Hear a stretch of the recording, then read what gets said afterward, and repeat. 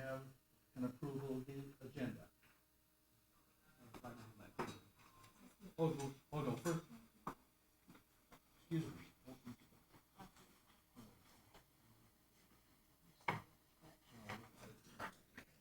Oh, the flag salute first. Dr. Brady, would you please lead us in the flag salute?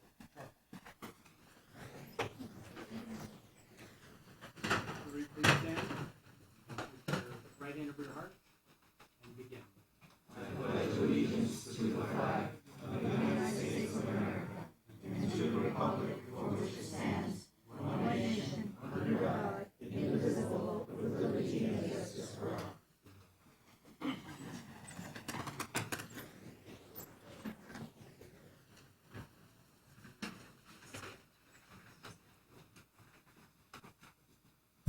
And now may I have an approval of the agenda? Yes, I'll make a motion to approve the agenda. I can hear myself in the hallway. We're going to minus item 8E. Second. All in favor? Aye. Opposed? The motion is carried. Dr. Brady, do you have a report of closed session action? I do.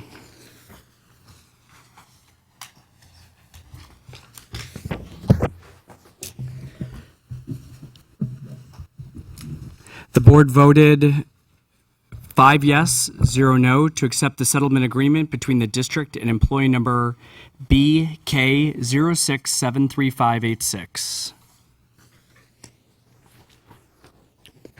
In closed session, the board took action to notify the temporary certificated employees identified by employee number HP 7699151 and employee UY 7886265 and FJ 2270600 that employees will be released from the temporary contracts effective at the end of the 2016-17 school year and the non-reelected for the 2017-18 school year, and directed by the superintendent or designee to send out appropriate legal notices. In closed session, the board took action to notify the temporary certificated employees identified by employee numbers UP 7550914, SJ 2394853, HH 8643422, NV 6626326, EA 7435452, YG 0611961, CY 9211436, HD 7219887, WN 2865414, MG 5275895, DD 0299151, that employees will be released from the temporary contracts effective at the end of the 2016-17 school year and non-reelected for the 2017-18 school year, and directed by the superintendent or designee to send out appropriate legal notices.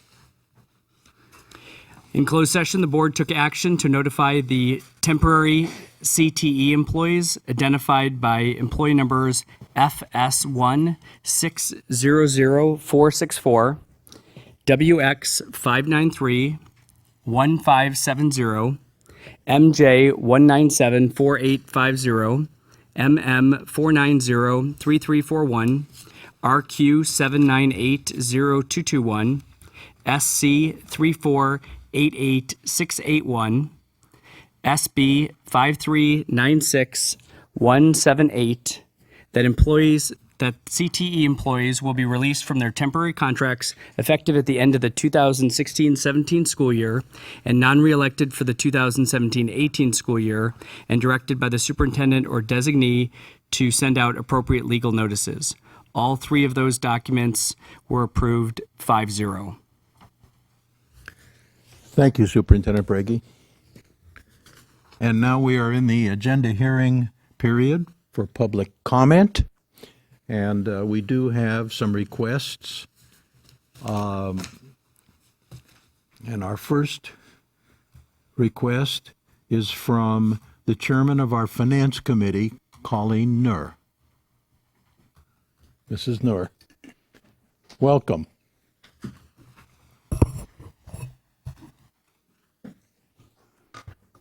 Thank you.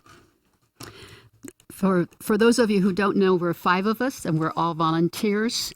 We serve at the pleasure of the school board members. And we have the following recommendations. These are based on Mrs. Carter's numbers reflected in the interim budget report, specifically that the district is operating in an annual $5 million plus deficit. We believe that all the school board, Dr. Breggy and his staff, have a fiduciary responsibility to the community to correct this immediately, not partially and not tomorrow, but now. We are aware that any portion of the deficit not reduced this year will accumulate and require more drastic cuts in the future years. In view of the March 15th deadline, we urge that dismissal notices be sent to the affected certificated staff as soon as possible. We are in expectation that that number will be approximately 50. The report from the school services and Mrs. Carter's budget reflect the significant overstaffing per student, as well as the continued drop in the school enrollment. We anticipate that this slowing of enrollment will probably continue for the foreseeable future. The committee knows that teacher contract negotiations are in progress. We urge that the teacher's salary increases not be tied to assessed value, that the district needs to contract that is fair and sustainable. We continue to support the plan to pre-fund the trust established for the growing retiree benefits, OPEB. And we are disappointed that this contribution was not made for the 2015-16 school year. We discussed at length at our last meeting the cost of the special education program. It is our recommendation that this department explore options to meet its program goals, yet reduce their costs. We believe that this is another area of overstaffing, as was suggested in the school services report. Finally, the school services report clearly delineated the inefficiency and increased costs of the K-8 school model. Mrs. Carter's budget projections indicated a potential savings of $5 million a year if the district were to reorganize to 3 K-5s, 1 middle school. We suggest that the board research the benefits of a middle school. We understand that there's a strong community sentiment towards the current model. However, the board should at least explain the cost implication of the decisions. In past reports, we have suggested that a designated information officer, a community liaison, be appointed to reach out to the PTA and other parent organizations. This individual could communicate the educational benefit to the whole community of the establishment of a middle school, and at the same time increase transparency of board positions. Finally, we wanted to support Mrs. Gorbatov's request for cost analysis and the district's agreement with the city using the district's assets. Thank you. Thank you, Mrs. Nur. Thank you.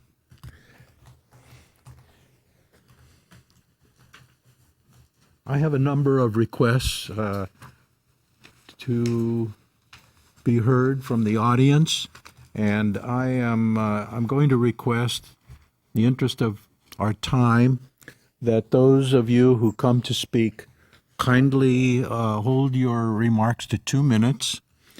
When you are speaking, when the 2 minutes are up, you'll hear a buzzer, and that will let you know that you should end as quickly as you can. The first request to be heard is from Jeff Berkeley, and however, there are 2 other speakers who I think have granted him their time. So, Mr. Berkeley, you have 6 minutes, up to.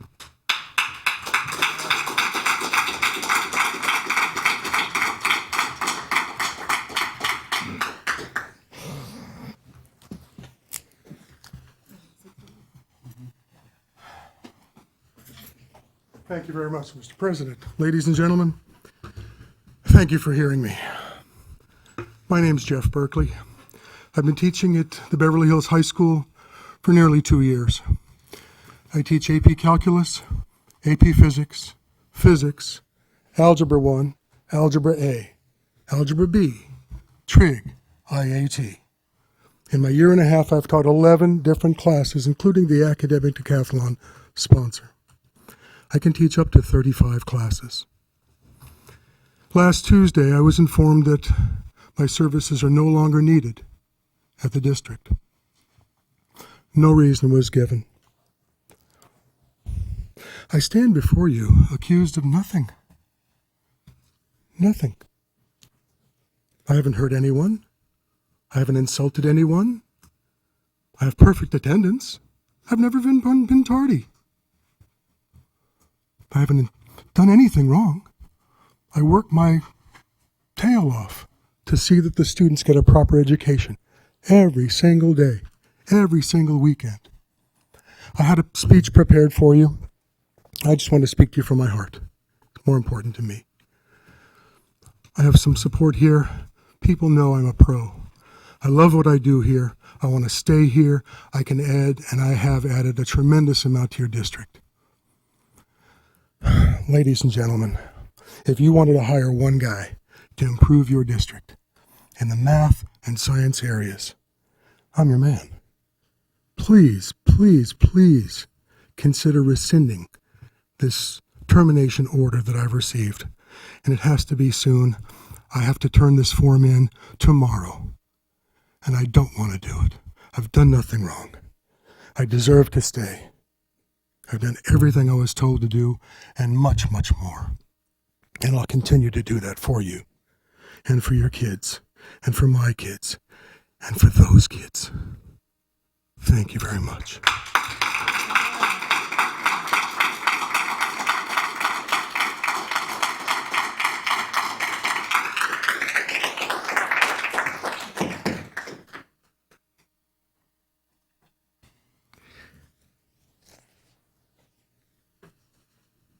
Jordan Grode, and there is other speaker who has given you time. You have 4 minutes.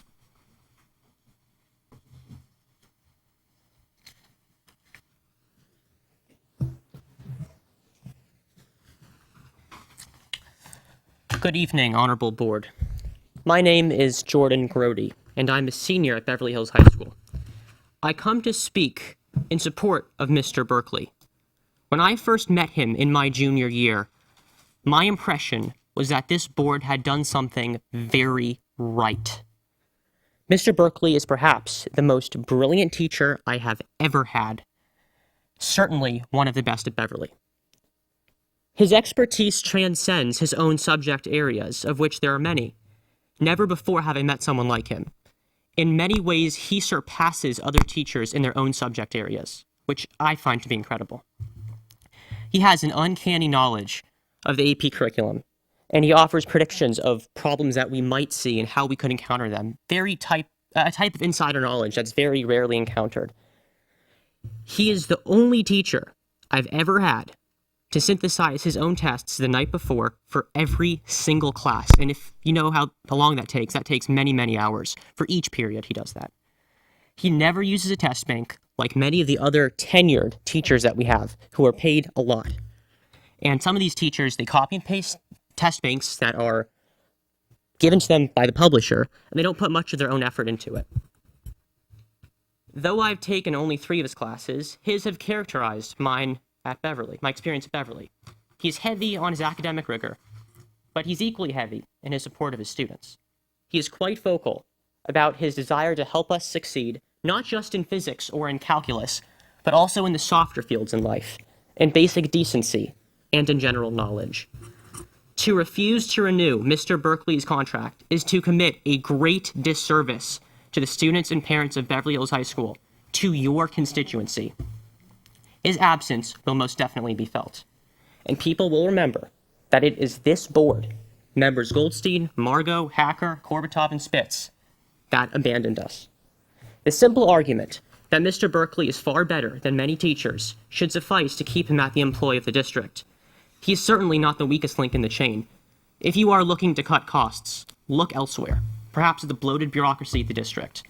To note, I believe that Mr. Berkeley's AP Physics C and AP Calculus BC classes will have the highest proportion of students scoring a 5, the highest AP score, of any popular AP class. And it's important to note that his classes are generally perceived to be the hardest ones. This, too, will be remembered.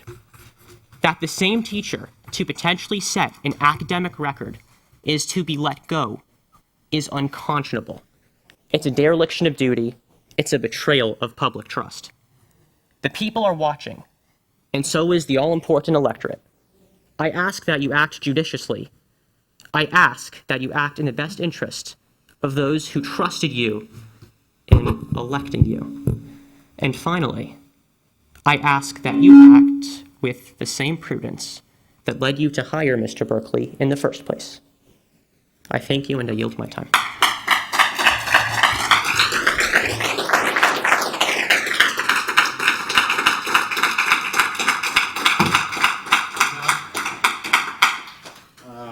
I have Joshua.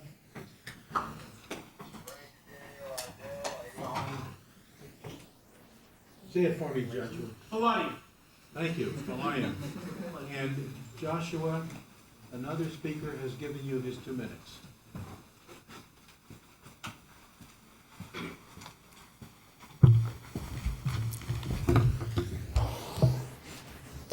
I thank the president and the board. My name is Joshua Faladian. I'm a senior here at Beverly Hills High School, and I have had the pleasure of being instructed under Mr. Berkeley the past 2 years in honors math analysis and calculus BC. These are the absolute hardest math classes offered here at the school. Bar none, there's no question about it. Now I can go into how amazing and great of an educator he is. We all know that. We all know the subject. We all know math. And we all know how hard it is to find and hire quality math teachers.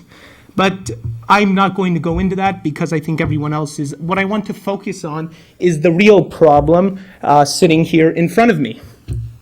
I just don't understand how the district cannot recognize the value of tenuring a proven math teacher whose career spans 3 decades before he arrived here, other high schools, numerous colleges.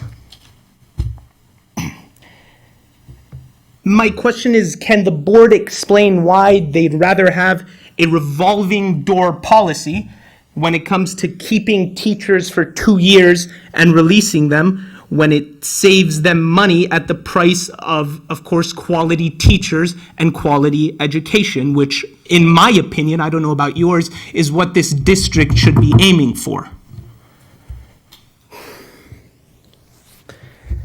They're practicing a policy of pulling the teachers under the rug, teachers with perfect records losing their jobs.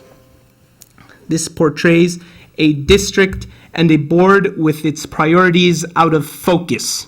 As a student, I find it disappointing, embarrassing, corrupt, and despicable that this moment must even exist. I'm not a teacher. I'm a student, but I am more than happy to do some educating to the board on their priorities. Students first, students second, and everything else takes a back seat. I really don't know why I should have to come here and say that. I thought it was pretty common. I thought it was common knowledge. Sorry, my mistake. But I would like to end by thanking Mr. Berkeley for having this policy since he arrived here. No question about it. It has always been the students first. He is there to help us. He's not there for himself to make money. He's here for us to help the students. Thank you very much.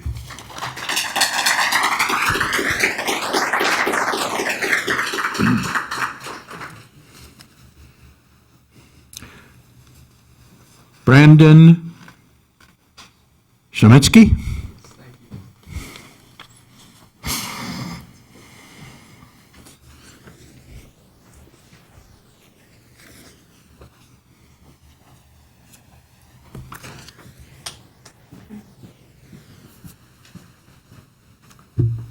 Hello, everybody. My name is Braden Chemitsky. I'm a senior here at Beverly Hills High School. And I would like to talk about tonight what Mr. Berkeley has done for me as a student here. First off, I would like to acknowledge the fact that Mr. Berkeley has 100% AP sign-up enrollment for both his AP Physics C class and AP Calculus BC test this year, which is up from the dismal numbers I've heard of from last year, which I would like to applaud him on.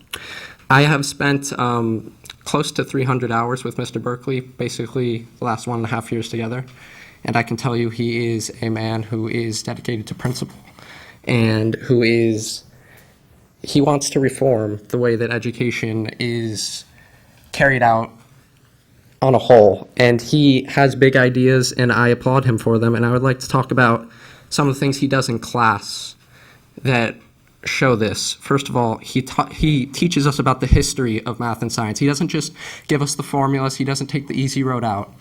He makes sure that we comprehend what we're learning. Second of all, he makes sure that we are ready for the practical world. He spends time to make sure that we are knowledgeable about what we are going to be facing in college next year. For example, he gave us a lesson on engineering, strains, tensions. It was something that isn't even tested on the AP test, but he made sure that we knew it so that we are ready to compete on day one in college. In addition, Mr. Berkeley has nurtured a love for both math and science and knowledge in his students, and I want to commend him for this because I very much appreciate it.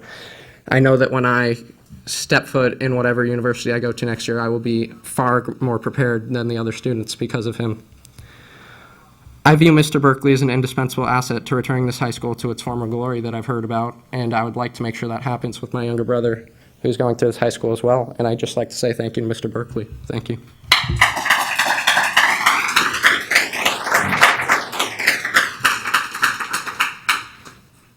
Jonathan Artel?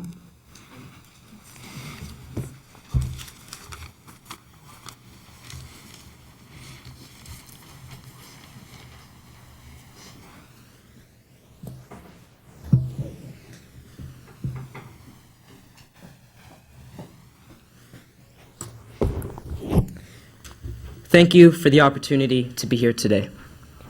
My name is Jonathan Artal, and I'm currently a junior in Mr. Berkeley's AP Calculus and AP Physics classes. I came to discuss one of the most passionate and impactful teachers I've had the good fortune to learn from over my time at Beverly. In the 2 years that I've known him, Mr. Berkeley has always put our education, our growth, and our happiness above all else, striving to awaken our curiosity and inspire each of us to achieve our best. In teaching such difficult subjects as calculus and physics, Mr. Berkeley has always taught with unique clarity and patience, being consistently positive and prepared no matter the circumstance. Above all, Mr. Berkeley brings out our best, pushing us to our limits while still fostering a fun and upbeat atmosphere. Every day as I walk into class, I can expect to hear some classic song playing on the speakers, and often I can look forward to some new innovative physics lab that we'll be trying out that day. Mr. Berkeley also plays an active role in the high school community, often being the first to sign up for ASB events such as the Teacher Dunk Tank, Staff Karaoke, and numerous others. At the same time, Mr. Berkeley sponsors the Bianca Foundation, a club that works to raise awareness for teen suicide. In taking on these responsibilities, Mr. Berkeley has shown a commitment to his students beyond simply the classroom, a commitment to our everyday lives. It is with all this in mind that I recently learned that Mr. Berkeley's contract would not be renewed for the coming school year. As I consider what both my experience and the school culture might become without such a spirited and influential figure, I cannot help but wonder why this turn of events is necessary. No budget cut or financial burden should deprive Beverly students of such a tireless teacher, mentor, and advocate. Before I leave, I ask you to consider my words and the words of my peers who are also speaking tonight. I ask you to see that Mr. Berkeley should remain an educator at Beverly, leaving his mark on countless more students to come. Thank you.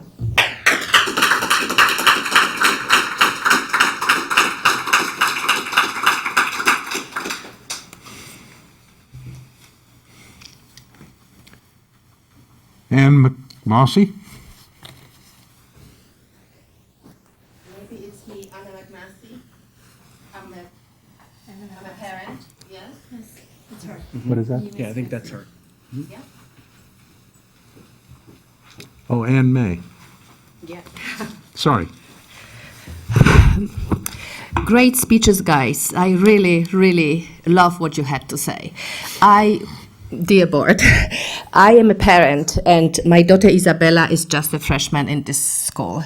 And I met Mr. Berkeley very recently when my daughter Isabella struggled tremendously with physics.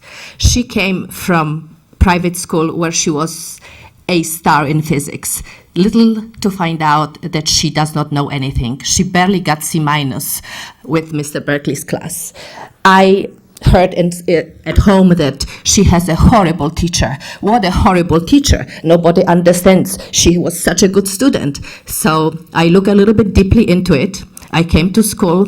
I came to speak with Mr. Berkeley, and I found totally different story. The teacher was great. The teacher was supportive. The teacher was amazing. And I only know Mr. Berkeley this year. And I want to say here in front of everybody that it is a great teacher. It's really amazing story because my daughter Isabella improved from C- to A in the second semester. She worked very hard with his guidance. He gave her help. He gave her time at lunch, after lunch, in his own private time. She came, she studied with him, she took his guidance, and she, I think, succeeded. So all power to Mr. Berkeley. I'm here to support his cause. Thank you. Thank you.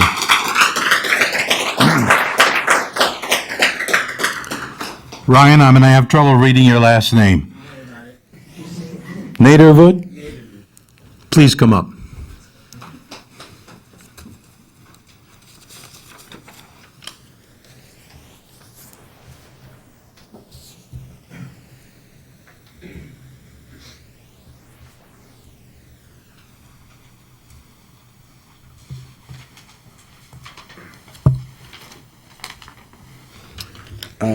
My name is Ryan Naderwood.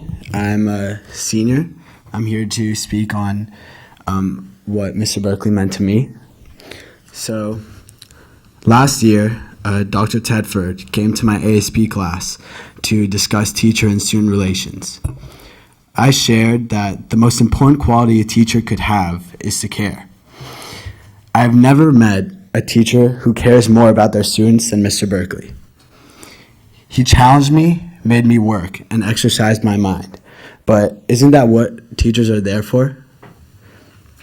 Mr. Berkeley made me realize that instead of spending my time slacking off, I should organize myself and use my time effectively. Mr. Berkeley is a teacher who is available in the morning, lunch, and after school. He made his own website where he posts his notes and homework assignments every single day. He is a teacher who is going to take the average AP Physics test score from a 1 to a 4.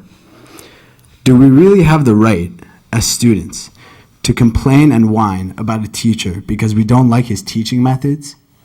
He is not a teacher for students who don't want to succeed.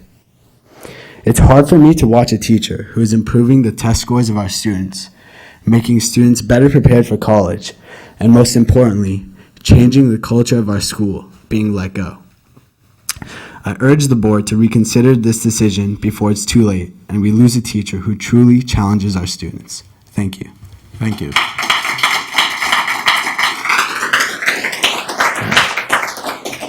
Amy Park? Amy?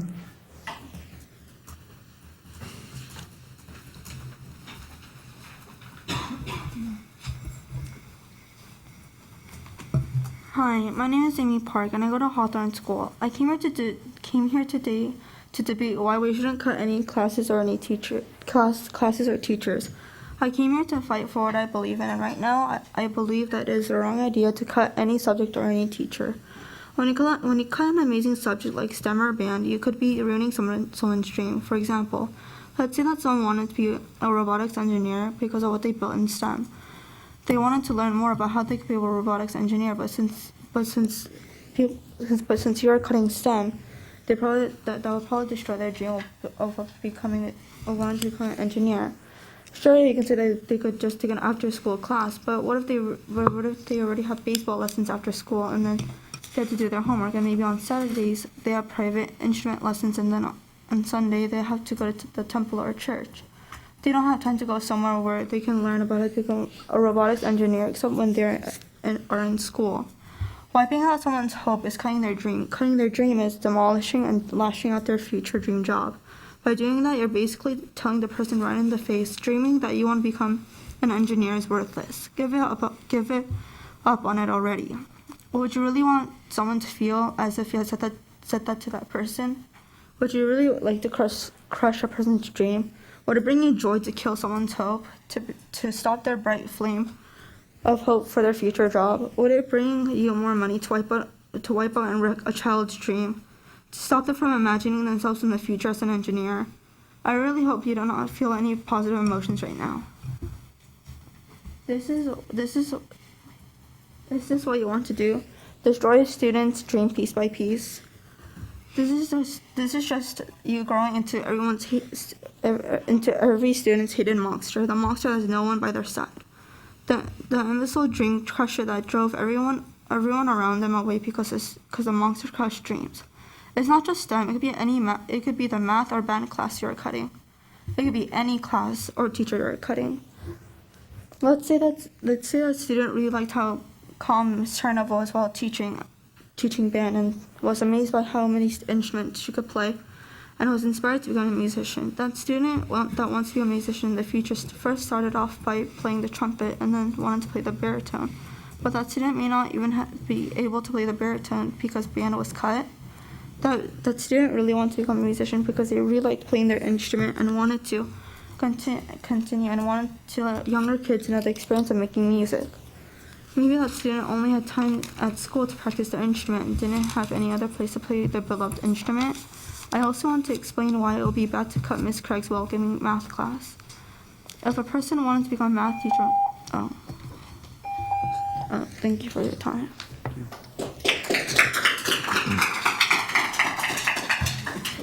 That's all the requests that I have. Is there anybody else in the audience that wishes to be heard?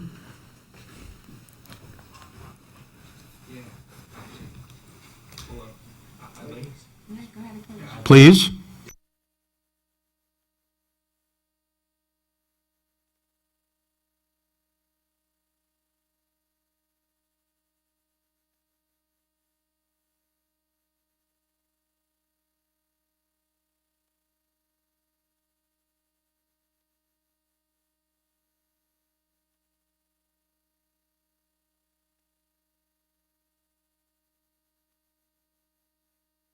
Class, and to be fairly honest with you, I did not succeed because I was not the most motivated student. But I found that later in the year, as I realized, oh my God, if I want to go to college, I need to do well in high school, I realized that he is the ultimate teacher to really provide help for a student that genuinely wants to succeed. And I feel as though cutting Mr. Berkeley, my apologies, would cut futures. It would cut dreams, it would cut the aspirations of students who want to go to a four-year university, want to get a master's program, want to succeed later in life. I would be deeply saddened for my brothers and sisters that go to this school, not my biological ones. Thank God I'm an only child, but my brothers and sisters that go to this school deserve the chance to have a great education, and the first step is having a great teacher, and I believe the bar for a great teacher is set at what Mr. Berkeley is trying to achieve in his classroom. He is a motivated man. He has his own website. He's willing to set up meetings with students after school, at lunch, in the morning. I mean, I've never had a teacher that is so willing to allow others to succeed. I've never had a more motivated teacher in a classroom, and I've never seen a man who just got assimilated to this community. I've never seen a man like that be so involved. He was in a dunk tank. I don't want to be wet. He wanted to be wet, and I think that's great. I think it's so great that he was so willing to help school culture, even though he's barely been here. And I feel like we are not rewarding this man for our efforts by letting him go like this for nothing. He is a great man, a great teacher, and I would be happy to have him again. I love this man. Sorry, thank you.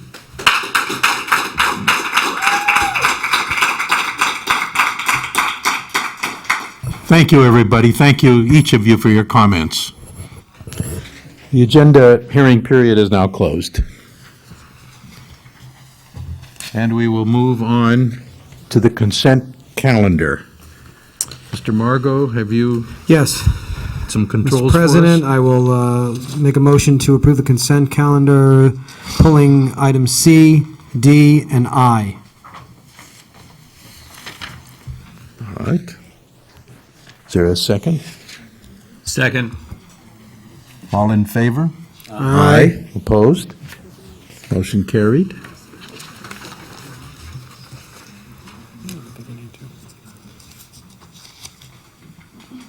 So we go to item C, is that correct? Yeah.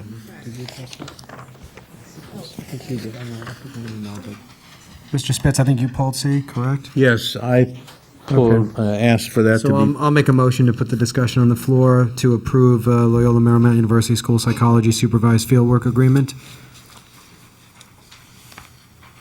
Second. Moved and seconded. All in favor? Aye. Well, did you Well, want to? we'll have discussion first. Yeah. Okay.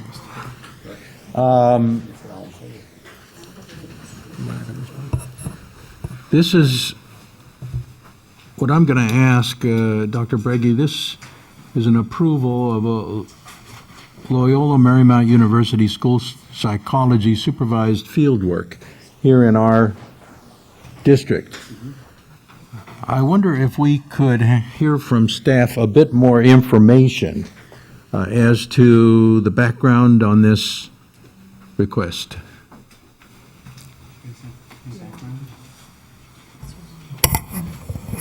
Thank you, Mr. Spitz. We had a request for a student wanted to be placed in the department, in the psychology department for supervised field work.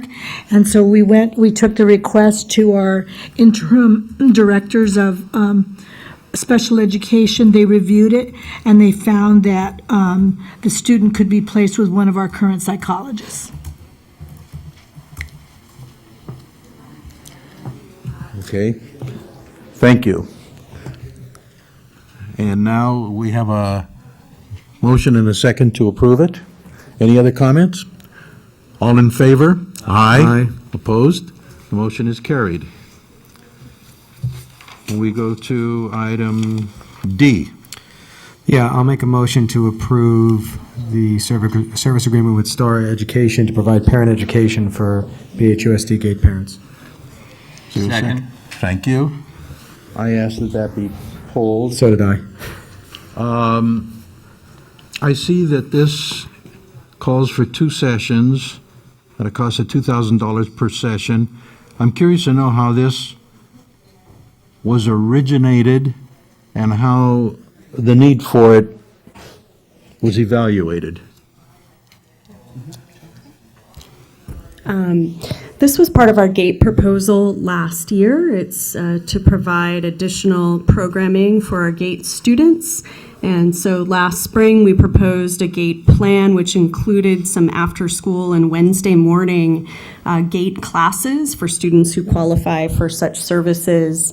And this is the contract that is provided to provide those services.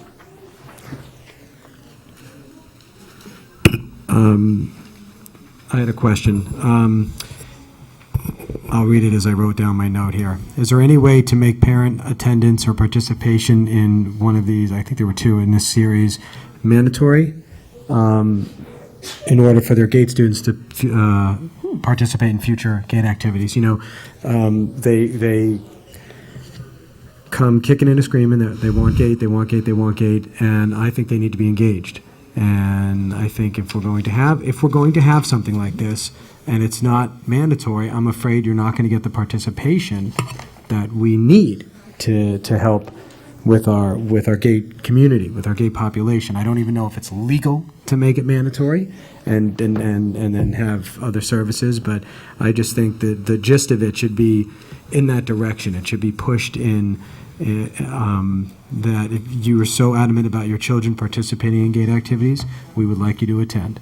We need you to attend. It's just a thought that I had. I'm not giving direction. I'm just throwing out a thought because otherwise, if you spend the money and throw this thing and hold this event and nobody comes, you know, tree falling in the forest here. We'd like to look into that and get back to you. I think that's actually a really wonderful idea. So if you'd like, we would love to explore that and perhaps send you an update on that. Okay. Thank you. So I had a question. This is for this year, correct? The activities for this year? Correct. So did you say it was 2 workshops that are left? And when are you thinking of conducting those? Because it's already March. Agreed. And in fact, our gate coordinator is here, and we were having conversation around the fact that testing is coming up, and so working the schedule in might be challenging. We'd like to put the contract in place, and if we can provide a schedule that works for students, we'd like to go ahead and do so. Based on, oh, sorry. I'm sorry. No, just one more question. So how, just because it's related to GATE, we had been told that in the past, in the beginning of the school year, that the program was going to expand by looking at students who were visually, artistically inclined, and also academically, I don't know what you call them, high academic achievement students who could be assigned or diagnosed to be part of this program. So has that happened? I'm going to call up Ms. Lusang to give us a status Because update on we that. gave more funding for that purpose, and I've been asking, and we're almost at the end of the year, and I have not seen any data come my way, and we gave more money to the program. So for me, it's the end of the year. I've been told by parents that they have not received a letter, they have not been informed, their kid is very involved academically or very artistically involved. Just wondering. So we did the identification for high academic achievement, and we identified about 100 more students. So we have 100 more? Now we have 302 GATE students between intellectually identified and high academic achievement. Great, thank you. So parents would know if they want to access this information or the program? The letters go home in the backpacks. And Okay. so people call me, and so I'm like, well, check, I'll send you another letter, but also check in the backpacks. And so And this some is K people to 8, have correct? found them. I mean, It's third? 4th grade through 8th grade. Great, thank you so much. Did you have anything else? That's it. My initial thought on this is that, and based on what Ms. Hacker said, is that it's very late in the game for something like this. For me, a parent education night for GATE would be at the beginning of the year before students get engaged in the GATE program. So there are expectations for parents, there are expectations. It doesn't make much sense to me coming at this point. I wasn't even thinking about it originally as the time frame, but that's a good point, Isabel, that you made. So I'm reluctant right now. I like the idea of it. I don't like the timing of it, and I think it should be rolled out with some sort of component to entice parents to attend. Those are my suggestions. So.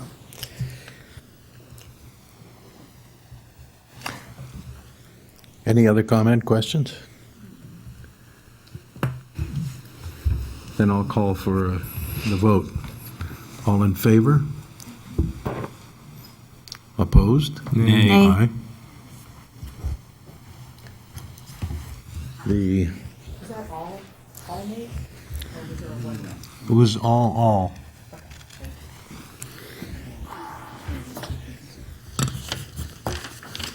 The next item to be, No, we're done with consent, Mr. President. pardon me, Aye. Aye. Oh, I thought that was. is aye. So I had No, pulled has D been pulled? D. No. D, we just did D. It is D. We We're just on did D. I, We're on Mr. I now. President. So I'll make a motion to approve. Wait a minute, E has been pulled. Yeah. Correct. Yeah. The agenda. All right. So I'll make a motion to approve the extension of professional services agreement with Visionaries LLC. I'll second. Okay, I asked it to be pulled. I did too. I have some concerns about this that I would prefer to discuss with staff, and I'm wondering whether it would be possible to table this item until I've had an opportunity to discuss it with staff. We can absolutely do that. I had some questions, but, so do you want to just pull it, or? I made the motion. Well, So I'd like to discuss my questions, if that's okay? Sure, you Because I may. discussed it last year. Sure, you may. Thank you. So I just want to know, this agreement is for this year, correct? 2015, 2016? Or I'm last going to year? call up Ms. Lucas to respond to questions. Thank you. The PSA is for this year or for last year? I wasn't clear on that. Sure, it was passed last year, Ms. Hacker. Sure. Okay, I recall this very, very, very well. I think I asked this. Is this the water program? Yes, the Yes. water challenge. And so my understanding, it's like $24,000. I recall that from last year, from memory. Oh, no, it's not that much. I included the contract there. $14,000. So Yes. this, how do we go, and I think this was the question I had last year. This is a competition of some sort? It's a competition for K-12 in a joint partnership with the city, and the rationale behind it had been in reviewing the tech budget. There was not an allocation for work with students, and we thought that was very, very important. I'm sorry. From my question from last year, I remember asking, how are students asked to participate? And it's a voluntary basis, I understand? It is. And it's a competition. And it is, yes. So here's my take on this.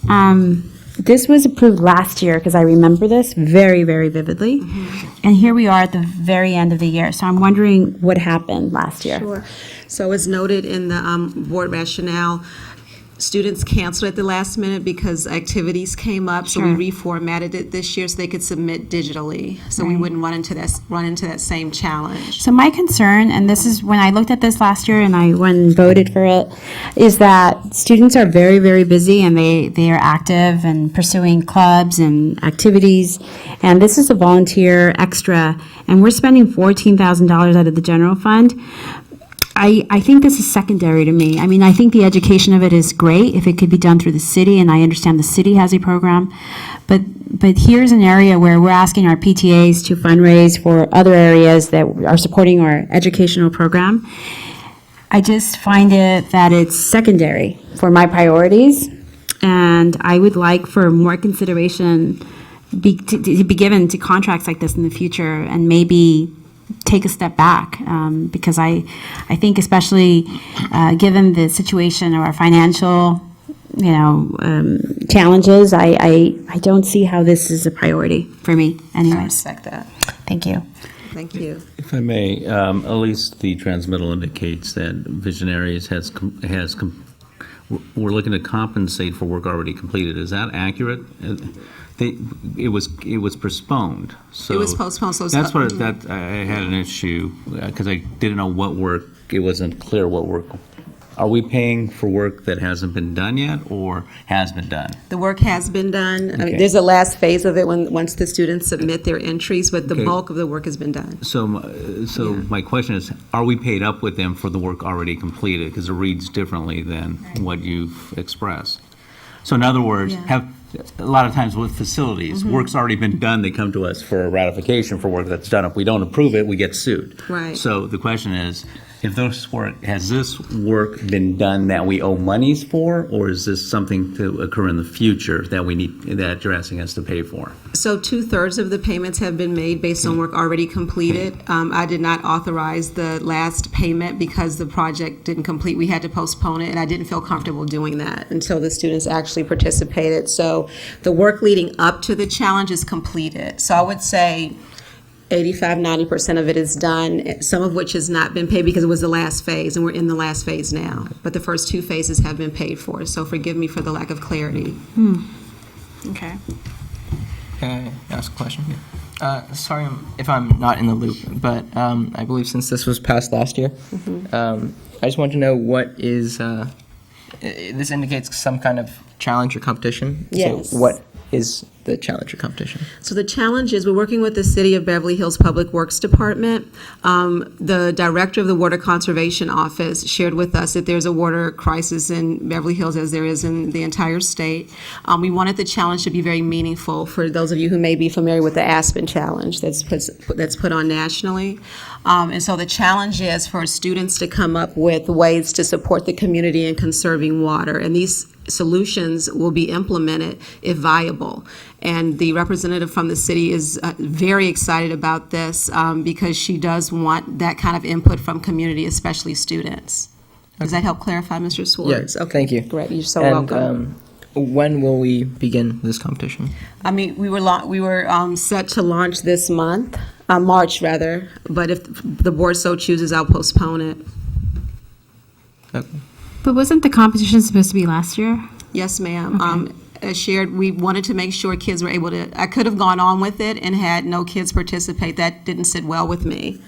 How many students do we know have applied to participate? Do we know? We haven't launched yet. We haven't launched yet. Got it. Yes. Thank you. Any other questions? What would happen if we didn't approve this? I would stop it, Yeah. and Has the students put in effort? not yet. Okay, so no. that's what I'm trying to reconcile. I mean, Yes. because we've done some things, that's all done, paid for, the kids have done it because it happened last year. This year, we haven't proceeded forward with it. The kids haven't done anything in furtherance of it yet because it's not out there yet. Is that correct? That is correct. Okay. I have had work done So I on hate the to kill students' dreams, but especially if they've undertaken Right. furtherance of something. They've not. But it hasn't occurred yet. They haven't, because It they're not hasn't aware started of it. yet, no. We did share with parents and some additional work. So we're in phase 3. I did not release payment for phase 3, but some work for phase 3 was done. Respectfully, I didn't anticipate that there would be a challenge because it was approved last year. So I wanted to make sure we were ready to launch this month. But you've undertaken, and your staff's undertaken work towards this. Yes. You've expended time and effort. Yes, and so has the person with whom we're working. So the amount is the same amount as approved as last year, or is this additional? It is not additional. Part It's of it's what was approved last year. Because the project was delayed, the time frame in the contract's delayed, and that's the only reason for the amendment. Yes, and just to be crystal clear, my concern was authorizing work that didn't affect students, so I stopped it last year. So it wasn't for lack of planning or effort. There were challenges with student schedules. So no additional funding, same funding as approved last year. So then, if we table this item tonight, it will not be a problem for staff? I wouldn't say it'd be a problem, Mr. Spitz. The closer we get to testing, I would have concerns about sharing this with students and adding another layer of activity. We strategically timed this, is what I'm saying. However, if the board elects not to approve it, I will act accordingly. Approve the extension, I should say. The contract was approved. Yeah. So there's one payment left. Well, how many participants did you have in this? I know we're getting very granular now, It's and okay. I apologize, but yeah, I mean, unfortunately, it's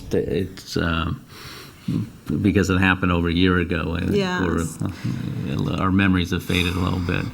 How many students participated originally? Originally, we had about 15, 20 students sign up. I want to check that number, Mr. Goldstein, because it has been a year, and I was kind of forward-looking. Mhm.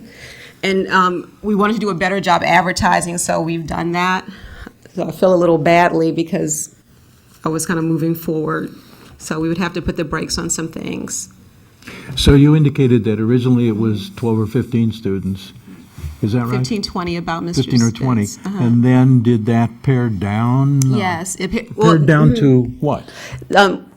About 75% of them had to drop out at the last minute because of Saturday commitments. So we, lessons learned, so we reformatted it so that students could submit digitally, and we wouldn't have to worry about them having to come in. So you're down to about 4 now? Well, we haven't advertised again, so the 15, 20 students who were interested before, we're hoping they resubmit. When we relaunch, the anticipated relaunch was going to be this March, that we would have more students engaged. So we don't know right now how many students would participate. I feel like I'm confusing things more than clarifying them. I'm still a little confused We're about. trying to help you. We really are. Really? And I'm not helping you help me. So let's see, when we relaunch, we will restart again. So we're expecting another group of students to participate in the challenge. I see. Do you know how much money is owed on work performed Still outstanding. that hasn't been paid for? Approximately 4,000 to 4,200. I have to check the precise number. So a third of the original contracts. That would be funds that are owed for work performed. Performed and almost performed. I don't consider the task closed out until the challenge is closed out. Mr. President, maybe you've made a request for a motion to table. Ms. Lucas, would it be beneficial, would it harm your timeline dramatically if we tabled it for 2 weeks, we get an internal memo on it through the superintendent, and maybe we'll have a better understanding? Can I ask a question, which I don't know? The work that they've been done, were they already paid, or do we still have to pay them? The first two phases they were paid for, and then we're now in the final phase. So work was done in the final phase, but the final payment has not been received. Okay. So I would say of phase 3, 80% of the work is done. Okay, so that was kind of my initial question. Thank you for making it more succinct. That if they've already done work in furtherance of this last phase and under contract, we would owe them monies. So that's what I was trying to get across. Thank you, Ms. Kirk. Right, and so we So won't be able I think to- at this point, then, we'd be obligated. That was my initial question. I Okay. apologize if I I didn't make it clear apologize. on that. So thank you for clarifying that. So, yeah, okay, so at that point, I'm okay with proceeding forward. Okay. Sorry about that. No, I'm sorry for the lack of clarity. You know when something's so clear in your own mind, you don't do a good job explaining. If 80% of the work has been performed, Yes, sir, approximately. but your next step is to start it up again with as many students as sign up. Yes. It would be like starting over again, but that would only be 20% of the whole program. Yes, that's the way to put it, Mr. Spitz. The bulk of the work is done. It's like you build it, we will come. So we've built it, and now we're hoping the students come, and we're going to do everything we can to make sure they come. The students are the final step in this. The groundwork has been laid for them. My purpose, and I want to repeat, my purpose in asking that this be tabled is that I would like to have an opportunity to discuss with staff some issues that I have with this program. So we can either table it for 2 weeks, or we can vote to continue it. So I have a friendly recommendation, Mr. Spitz. Perhaps what we should do is make our recommendations for next year if this program should come back, and in there state our concerns. Because I think what's happened, from my understanding from the discussion today, is that this has already kind of been approved last year. We're 3/4 of the way there, and so we just have to have a delivery now. I would agree with Right. Ms. Sacker at this point. And in order to pay what she has now, we would need this approved. So what they've done, other than the final execution piece, which you could delay the final execution piece, but the piece is already done, it's still waiting Progress. for a check. We have to have this approved in order to issue them a check. And that was Correct. my initial inquiry. Exactly. Yeah. Right. Okay. So under those, I Can we guess. call in for the- the question at this I point? agree. think. Question's been called for. All in favor? Aye. Opposed? Is it appropriate for Motion me to share carries. one thing? Is it going to change our meeting? God, I hope not. Not after all of that, right? After me confusing the issue. Exactly, right for the hills, huh? I do want to say, I heard all of your feedback, Ms. Hacker, what you shared. I'm very sensitive to the fiscal times. I think were we to do this challenge again, we could pull it off without a contract. This was to set the groundwork and to put a framework into place. So I respect what you shared, and we can learn from it and move on. Okay, thank you.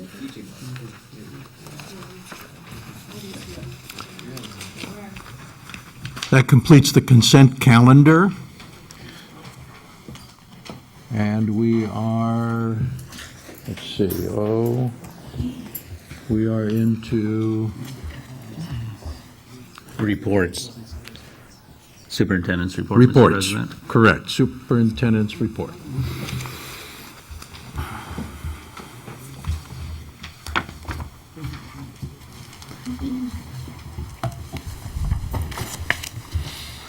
Good evening. The information that you're getting should not be new information. We have revised some information, and over the last two presentations, we have, as a team, met and we have revised some of the information based on feedback from the board, and we are providing a recommendation on behalf of the cabinet. So the title of this presentation is One District, One Mission, and the title of this presentation with one mission is that there are a lot of things happening in a very vibrant school district like ours, and we really need to begin to concentrate on our significant challenges and begin to educate our community. And that mission is to get a handle on our finances for the future, sustainability for a financially healthy school district. So the board's charge over a month ago was to look at our annual spending beginning in the 2017-18 school year. We spent some time reviewing and having a discussion about our financial projections over the next 4 and 5 years. And we began to then explore and have some conversation with you about where those reductions are, some of those that were easily obtainable through declining enrollment, and then some that were going to hurt a little bit in the areas of reducing some programs in order to meet the target budget. So the background is that we've done some comprehensive presentations to you, and I won't read all of that information, but it is a lot of information. We are at an alternative plan tonight because this is based on some feedback that we've received that we would like to provide you with a recommendation this evening. So our recommendation begins with some really important things that, maybe in a little bit changing from what we've talked about before as far as the class size guidelines. We have made it well known throughout our presentations that we would like to buy a little bit more time and to make some thoughtful decisions about not just the next school year, but beyond 5 and 10 years, 20 years from now. So we believe at this time we would like to recommend to you that we keep our current class sizes and that we keep our current programming. And that comes with trade-offs, like anything in life. And so we're going to talk about those in just a minute, but we started to use some of the language that we heard about setting targets for ourselves. And we are looking at that target enrollment, or the target declining enrollment with some reductions in FTE with about $1.2 million. We also know that we've spent some time looking at and meeting with our leaders in our special education department, and there is certainly an area there where we began to look at some of those expenses that can be reduced without impacting our students. And so we've targeted $500,000 conservatively in that area. We've talked before about interventionists. I know that based on some conversation with you, some of the intervention positions were also discussed as a cut last year as well. But we are targeting that reduction at just over $400,000. Some of the other items are in line with our ask of spending some time engaging, getting some input from the community, input from our staff, and that is, in one area, certainly is negotiations, which is ongoing. I believe we have a very positive relationship with our associations on our property, and I'm excited to jump in the middle of those discussions and have a collaborative approach to our negotiations. But we know, and we've talked about this, that those aren't things that are going to be settled by the beginning of the school year. We've had some great discussion about the JPA. What does that mean? What is the cost and the benefit to us? And we would like to spend some time going through that document and that agreement. I think that it would behoove us to meet with the city and find out how it could be more beneficial to us, but also for them. I think it will help strengthen the relationship, but at the same time, really authentically looking at this agreement and looking at the costs associated. The professional building, energy, and conservation, that may sound like that is a small line item, but I'm here to tell you that I have been in school districts where this could result in millions of dollars of savings. And I think that it would be important to at least explore the idea of working with some consultants to come in and for them to work with us in looking at what we're doing with energy conservation, what we're doing in some of our classrooms and some of our offices. We've talked about the athletic program and some of the costs to that, and we believe that there is some information to be gained about analyzing the types of things that we are offering, the types of students and how many are involved, and looking at the transportation costs, and really taking a deeper dive into an area that is oftentimes, with tons of expenses that are very difficult to budget for. We also think that further investigation of the district office, the real property project, that is very exciting to me. I think that there is some really great creativity. When I first heard about the project a month ago, when I first joined you, how exciting is it to look at our property and look at potentially a way to increase our revenue. There are not many school districts in the country that are actually looking at the revenue piece and trying to increase the revenue, because in many cases it's fixed. This is a creative, out-of-the-box type thinking, and I'm really excited to be associated with the project and can't wait to look into what the possibilities are. And then at the end of the line is, we have all of these great things, and after our study, we'd like to spend some time looking at how are we going to pay for these things. We want to offer all of these things. How will we increase our revenue? So here's our recommendation. As I talked about a little bit, the FTE reductions here are all from the declining enrollment. So these are simply the teaching positions that because of the enrollment decline that we would not hire back. The special education budget is also in there at $500,000, and the intervention positions as well. And so we're looking at just over a $2 million cut. And we realized that the initial charge was a $5 million cut, but we would like to spend some time working with you and the community at looking at another way to make cuts without making significant changes to any programs at this time. So some immediate future considerations is really looking at a couple of positions that I'd like to know a little bit more about. Examining the role, the responsibilities, the impact of some of our tech STEM teachers in our K-8 buildings. And so that's something that I'd like to look at in the next several weeks and then come back and make a recommendation for you. We also need to be very aware of something, and that is we've made some outstanding purchases to improve student learning with our technology plan, and I'm very proud of that. But we did not include into the budget the capital projects and the materials for the next 2 years.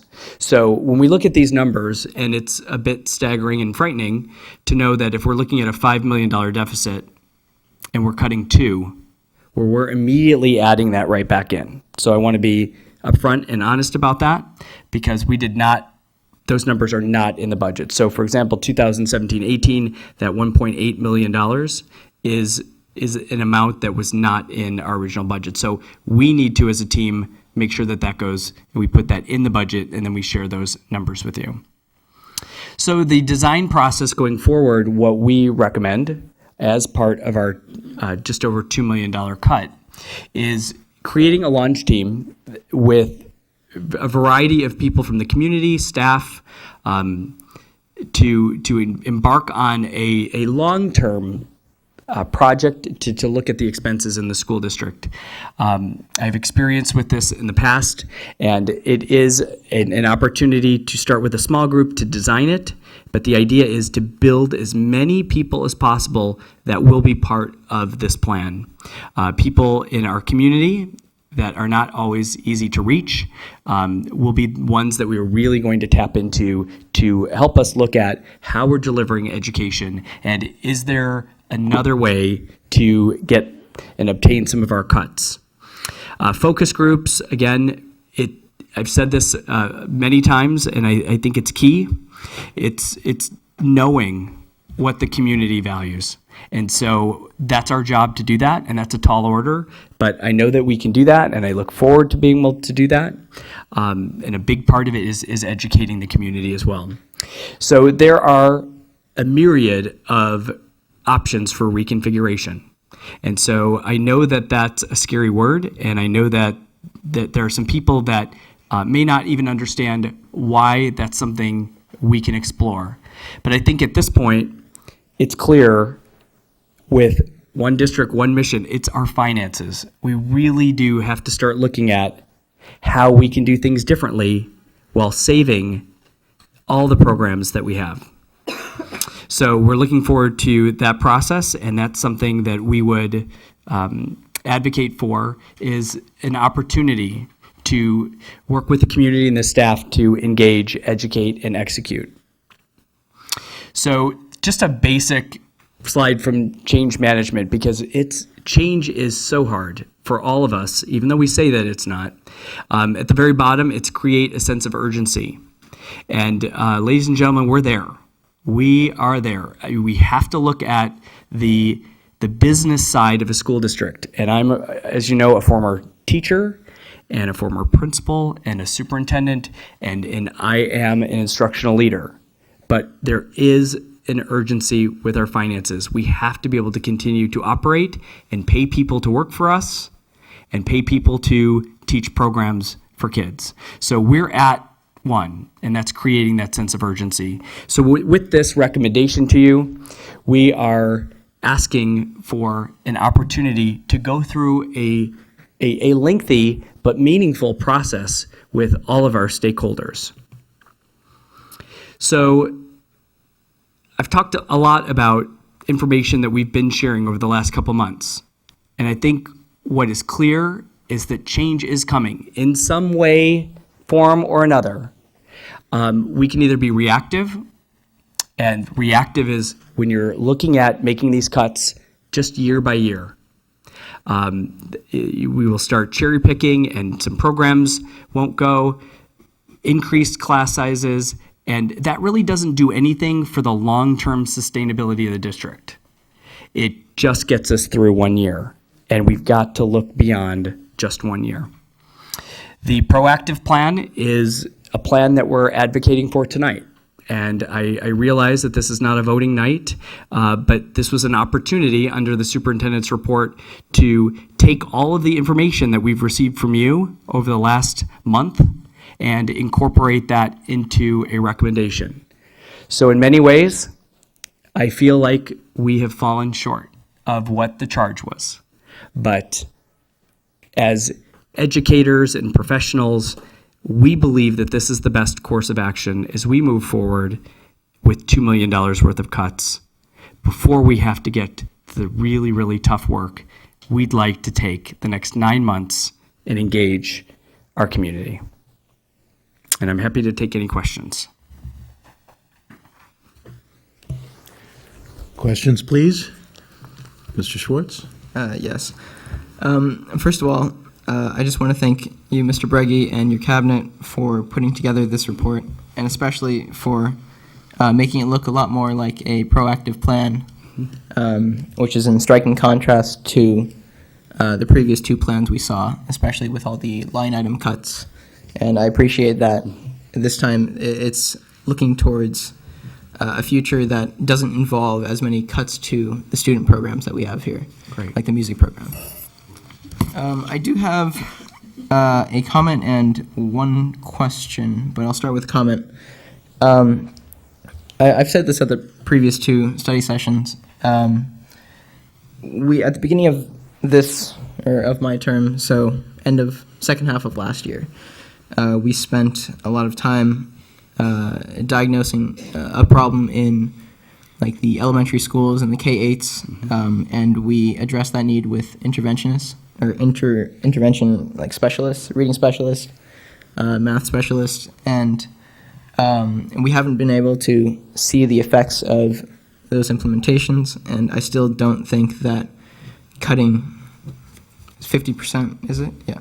50% of our intervention program, especially after just implementing it, after seeing that it was needed, is an effective strategy.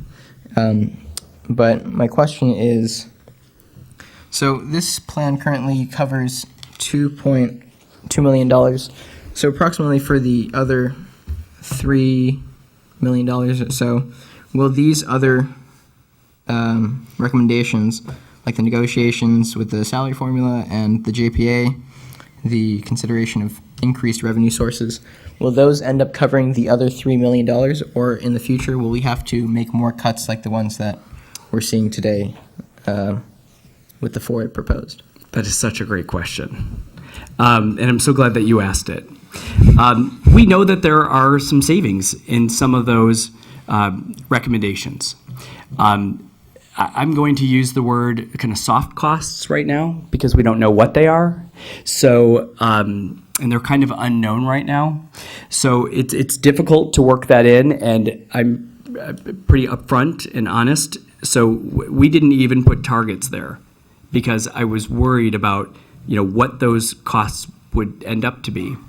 I think that there is some savings there. And we'll come back to those as we go through the rest of this year and next year. But to answer your question, and this is the scary part, if you think of your the finances, that you have, whether your savings or checking account, and it works the same way. And so when you are in deficit spending, and the $3 million that we are not cutting for the next year, it just begins to compound. And quickly. So you could be at $3 million in deficit spending this year, and if there's $3 million the next year, you're already up to $6 million. So one of the speakers on the finance committee, and I get it, and I appreciate her passion and her plea for us to cut it right away. But I've been here a month. And while I've loved every day that I've been here, I haven't had the time as your superintendent to truly get into the weeds and find out, is there another way to get to some of these costs? And so it's a scary thing to people to be $3 million in debt, but I would rather be $3 million in debt and do it right and really spend the time to find out how can we truly change the way that we do things rather than just picking here and there. So to answer your question, it gets compounded and it moves to the next year and to the next year, and that's how some people really fall back on their finances. So it's a scary thing. I don't know if you want to add as anything from the... Well, the thing about it is, from your presentation, a reduction in staffing is, if we, for example, if we're taking the 2.1, it may end up being a little bit more than that.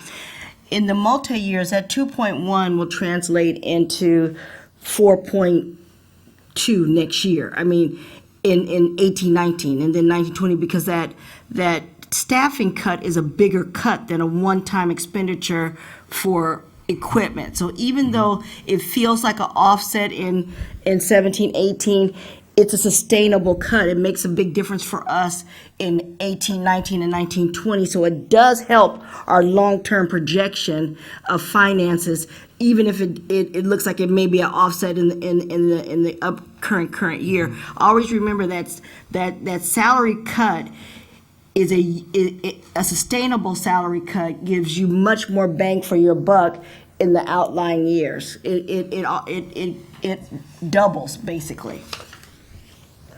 And I actually do have one more question. Mm-hmm. Sure. So for the reductions based on declining enrollment, so I assume that's cutting teachers and staff, whatnot, right? It is.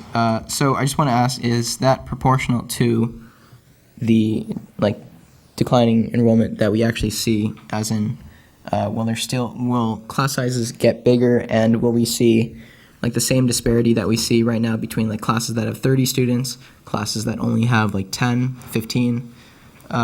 Is this going to make a bigger deal of that issue, or is this pretty much directly proportional to the reductions in enrollment that we actually will see? So when we look at reductions, and this is something that people don't realize because it's not something we would do a presentation on every year, but it is our responsibility financially to always be looking every year. You begin to look at what the enrollment is, because all of our work as far as with class sizes and the courses that we offer are based on student requests and students being physically in a chair. So this is something that we would do anyway, because it fluctuates. And it could go the other direction too. So with the class sizes remaining the same, this is not increasing class sizes. So the maximum, the cap doesn't change, but it's always fluid in between. You may go from 20 to 22 because of people moving in or people moving out. But this is something that we would do every year, and it's just looking at our overall responsibility so that we aren't overstaffed. Mr. Goldstein? Right, thank you. During the past 2 budget sessions, I focused on 4 areas that this board should address to make substantive reductions without the necessity of eliminating programs, and more importantly, without eliminating educational opportunities for our students. Those 4 areas are salaries, benefits, staffing, and special education. I truly appreciate that you have highlighted significant long-term financial stresses and short-term financial stresses on the district's budget. We always need to make sure that we can continue to direct resources toward schools and toward classrooms, and to only make strategic reductions where they will not injure a child's education or the opportunity for academic success. Your plan appears to do that. Clearly, staffing and special education are areas that you have immediately addressed, and I believe that with this board's support, we'll get to those issues in the short term, and they're important issues. Salaries and benefits will be addressed over the next few months during negotiations with our labor partners. So I appreciate the fact as well that you recognize that irrespective of the Finance Committee, and they're right on the issues they bring up, as you indicated, some things just can't be done yesterday. Right. We have to negotiate them, and that's something that has to be made clear to the community. But we are going to solve those long-term issues by building trust with our labor partners and use that trust as momentum to create collaborative and honest solutions to our budget problems. As a district, we are headed towards some very tough decisions, and together we can forge a new reality to address our ongoing and long-term financial conditions. I am supportive of the One District, One Mission proactive plan and your staff's approach to implementing over time both a short-term and long-term financial reduction plan. I think that's a very prudent approach. I think given somebody that's been here a month, and you've done a lot in that month, I think it probably feels like a year right now for you. But I think it's very prudent of your approach to take a step back, take a real hard look at what's going on, dealing with our administrators that have been here quite a while and our educators, and getting input from a number of stakeholders, because without buy-in from the board, right, our administrators, our teachers, the parents, and the community at large, none of this will be successful. So I really do appreciate your approach and not coming in here with a sledgehammer and trying to break it all down to prove a point.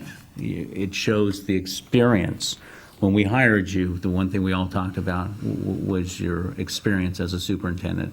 And when I see a plan like this, I truly believe that we were correct in hiring you, and the fact that you're truly going to do the right thing by our students and this district for many years to come. And it's truly a breath of fresh air, and I want to thank you for that. And I think together we're all going to be successful at this. Thank you. And it was a team effort, and a lot of it was based on feedback from the board, so thank you too. Mr. Margot. As a board member in his 6th year, I have now been privy to 6 rounds of budget reduction discussions. Sometimes these discussions are spurred by a simple need to trim some waste. Other times they are the result of strong financial challenges, as it is presently. For the first time, though, since I've been here, the conversation is being directed by staff and not by the board. The only aspect that we wanted to direct was that we, the board, did not and do not want to generate the reductions. For this, I want to commend you, Dr. Breggy, and your staff. You guys have turned death into a fighting chance to live. Because of your diligence and your thoughtfulness, we are no longer looking at the massive reductions for the next school year. Instead, we will be approving savings that will in no way affect the programming as indicated in the presentation of our students are currently receiving. It will have no impact on the board's policy on class sizes. We are not getting rid of AP classes. We are not cutting CTE classes. We are keeping our counselors. We are keeping our music programs. We are on the cusp of redefining this district in ways that no one has ever dreamed of.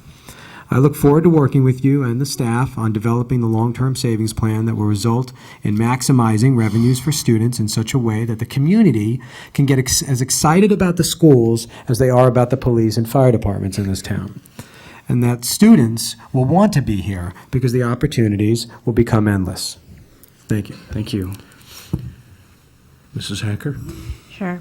Well, I just want to say thank you again, Dr. Breggy, for your vision and putting this plan together.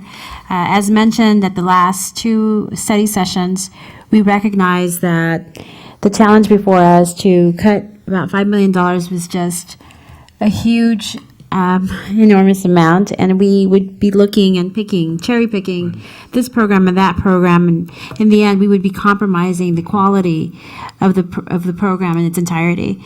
And so I'm very happy to see that class size has not been compromised, and I know that that was a real big element for me going into these discussions, and also looking to see and validating that we're not going to be, as Mr. Margot said, compromising arts and music and those programs that are that set our district aside from other districts. So thank you. I know that this is just the first step of a bigger step that we're going to have to take with all our stakeholders, but I do think that this district belongs to the community, and so by virtue, the conversation should also include them. And so I'm very pleased with tonight. This is just a big first step for us, but it's not the end. And so I hope and I invite the community watching tonight to please come by and be part of this conversation that's about to take place. And it's not going to be one conversation, it's going to be one conversation of many. Right. And I'm just so pleased with your presence and your leadership, and I'm so thankful. Thank you. Thank you. Dr. Breggy, I'm very pleased also, and I want to say that under your leadership, which I fully expected, I'm confident that we will resolve our budgetary challenge. I want to correct something you said. You said you felt you've fallen short. You have not fallen short, not in the least. There's not a single member of this board that's willing at this point to cut our programs in any way.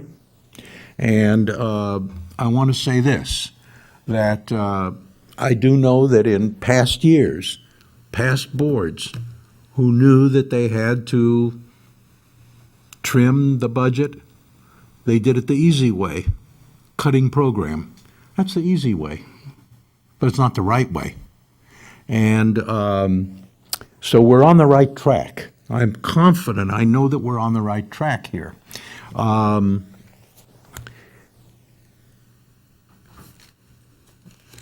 I want to ask a question about the $500,000 target for special ed reduction. I agree that, and I agree completely, and I think that I asked that we try to establish a target. And I fully agree that any target we establish, but we're not in a position to do other than be conservative at this point, because we can't be specific yet. But I will ask this question. If we are able to trim $500,000 from special education, or possibly more, will a part of that, or a large part of that, be in reduction in staff? So no, it's not a large part of it. It is not? Okay, good.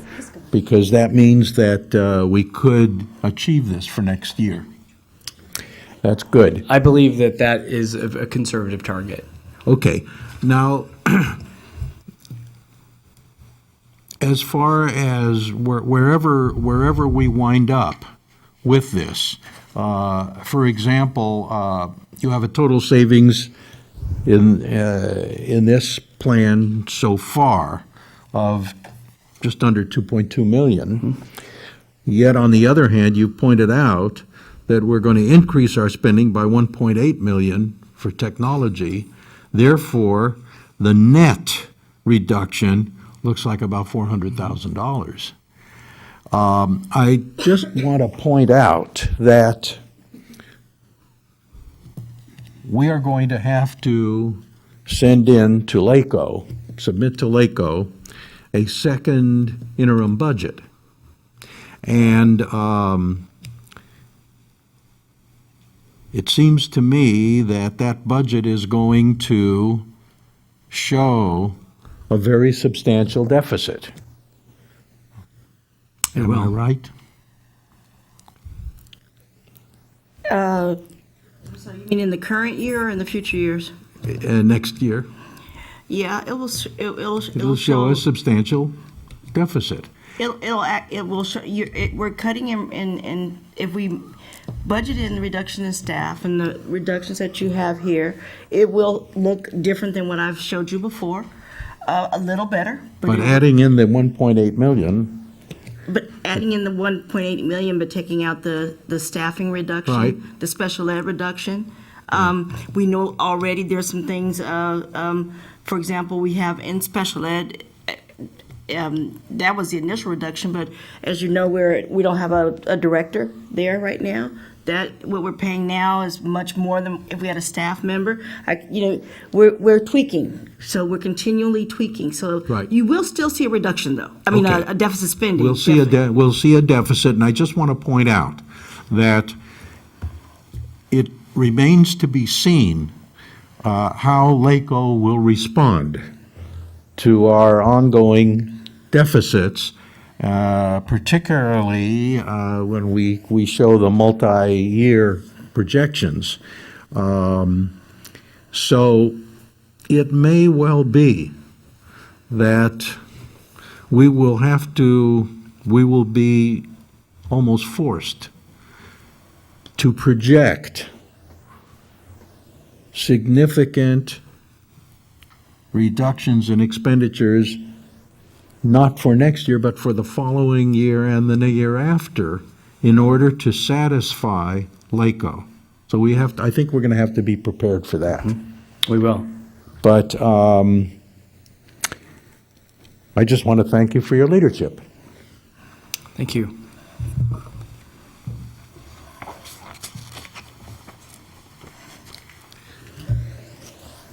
Any other comment, questions? All right. So I wonder if our student board member has a report for us. I do. Thank you, Mr. Spitz. First, I want to touch upon the issue brought up earlier by all our public comment speakers of Mr. Berkeley. I was in his class last year for math analysis honors, and this year I'm in his calculus BC class, his AP physics class, and the academic decathlon with him. So I've spent a long time being taught by Mr. Berkeley, and I've had him for almost as long as he's been at the school. I think I want to be brief because we heard so much earlier, and my peers were extremely effective at getting their point across. But I think the thing that we can all agree upon about Mr. Berkeley is that his dedication is just unwavering. He cares so much about his students, whether it be like the time that he puts in or just his passion when he teaches. It's clear when he teaches, when he's in the classroom, that he cares about the students and he wants to challenge the students. Every day when he when we go to class, he's not there to teach us just the material from that course or just teach us the curriculum. He's there to inspire us and, unlock the curiosity that we all have, but also to make us lifelong scholars. It's more than just studying a certain field at a certain time or studying for a test or a class. It's about becoming a lifelong learner, a lifelong scholar. So regardless of whatever happens in the future, I think we're all extremely grateful for the time that we've had to spend with him and his passion for teaching, which is apparent every single day. But on a very, very different note, there's some big events coming up soon. So the Performing Arts Department is putting on the musical. This year's musical is the 25th Annual Putnam County Spelling Bee, which should be a fantastic show. It's always amazing. It's held in the Salter Theater, and first performance is this Friday, I believe, and will run through next week, up until next Saturday, I think. But definitely do check it out if you get the chance. Last year it was Spamalot. A couple years ago, Guys and Dolls and The Wiz. This year it's the 25th Annual Putnam County Spelling Bee. Another big event coming up is our girls basketball team won their semifinal match on, I think it was Saturday? Yeah, Saturday night. So they're moving on to the CIF Southern Section Finals, which is extremely exciting, which will be this Saturday at noon at Azusa Pacific University, and it's against Knight High School. So I know it's far away, but whatever support we can give them would be good. And as for some high school specific events, we have junior senior night coming up. That's March 14th at 6:30. We'll have Chick-fil-A there, Chipotle. Should be a fun night where the seniors dominate over the juniors, of course, per every year, right? And then, of course, next Monday is Every 15 Minutes, or next Monday and Tuesday, which is a very powerful presentation on dangers of drunk driving. So I'm not sure if that's something you can look forward to, but it's certainly something that we'll see its impact upon our students. And the final thing is that I want to tell all the there's no seniors here now, I guess, but for anyone watching at home, the John Cherney Humanitarian Award is up for, the scholarship the application is open, and the deadline, I think, is March 15th.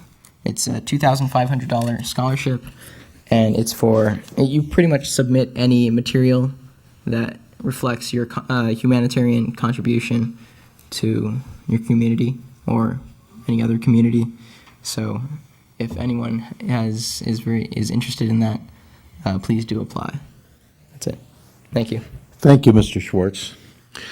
We're into planning and facilities, and the first item A is a Measure E facilities update. Superintendent Brady?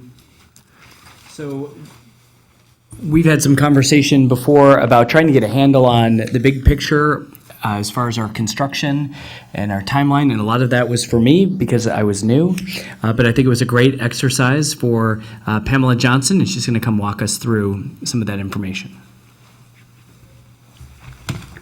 Good evening.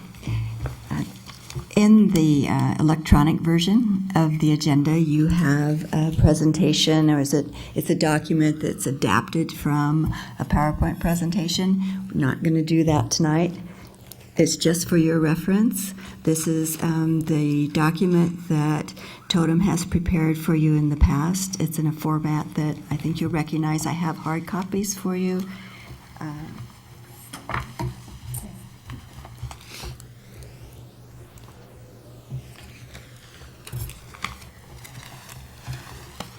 And this evening in the audience, we have two of the principals from Totem, Danny Kay and Julio Zavolta, as well as Tim Malott, who is their program manager. And I would think among the four of us, we should be able to answer any questions that you have.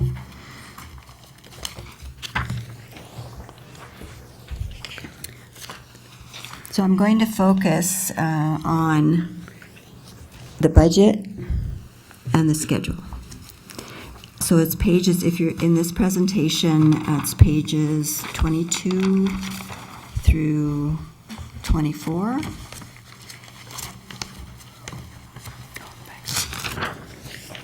And then page 26. Also, I brought you some giant copies of those pages so that we can read them without straining.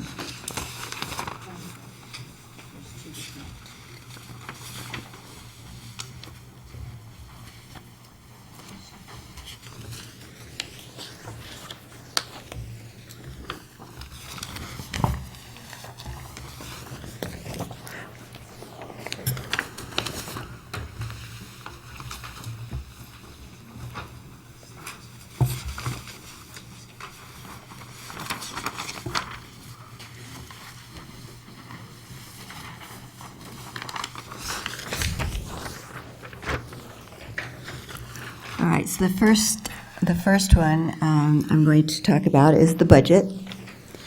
And this is, the budget is very similar to the one that I shared with you some 3 weeks ago. We have added some cost to it, so it's gone up a little since 3 weeks ago. But I just want to highlight a few things. First of all, with the Horace Mann Elementary School, as you know, we're closing out Building B. We're still dealing with some latent change orders, but hoping to have a ribbon on that project pretty soon. Building A is under construction.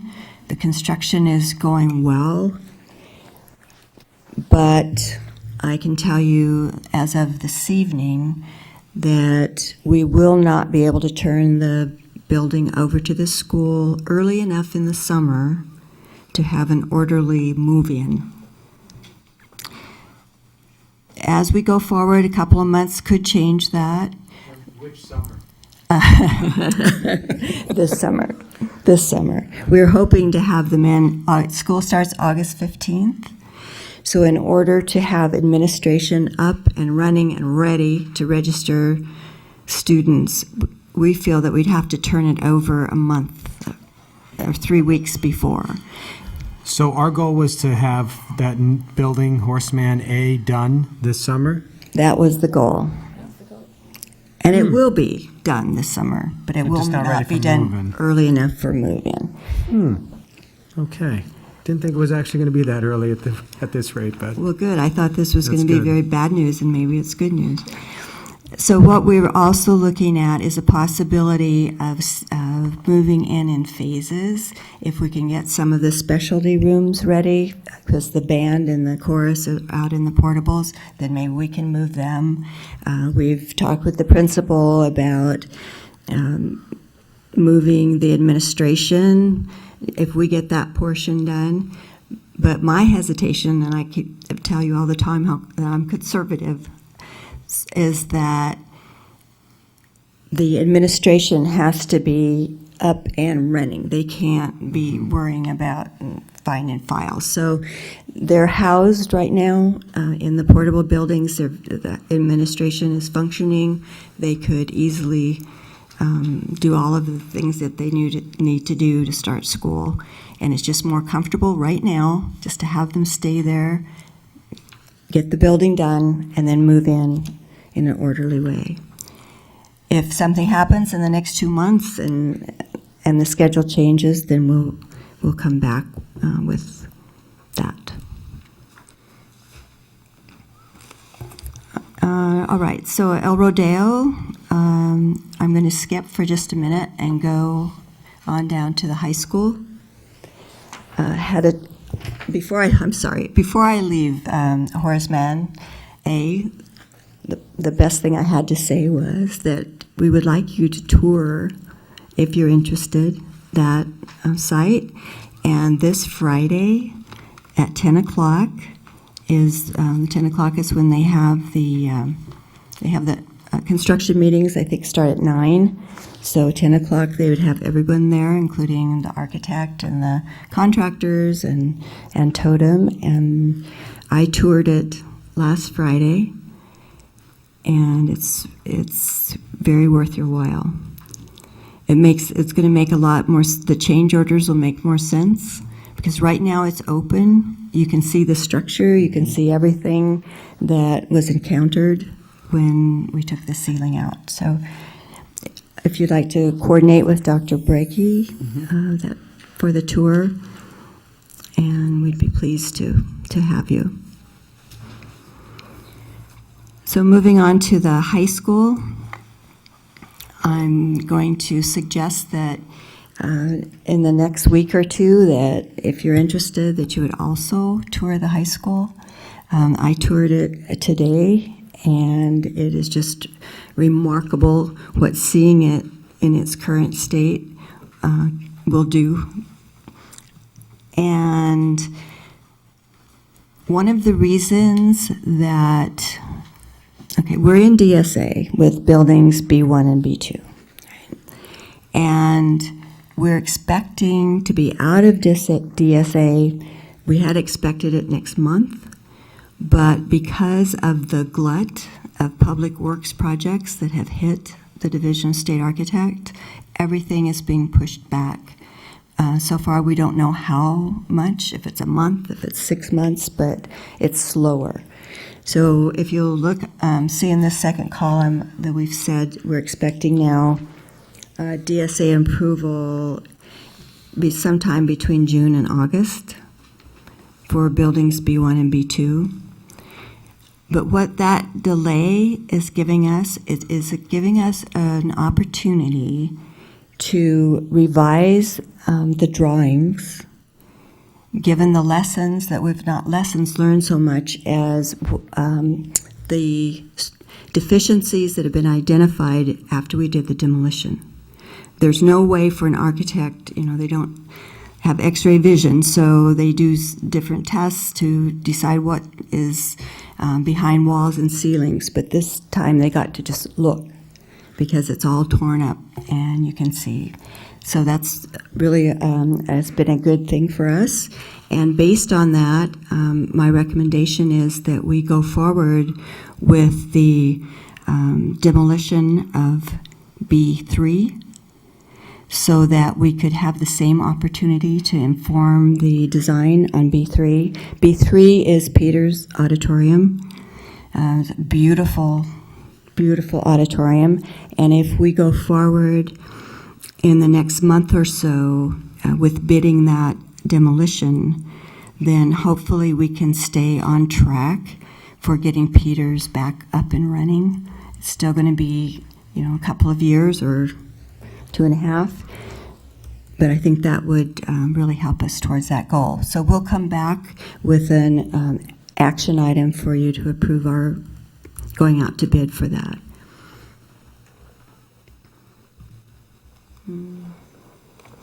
Beverly Vista, just about finished there with all of the projects. We have a wish list of some additional projects that we could go forward with. Hawthorne, the auditorium is in DSA, the design is in DSA.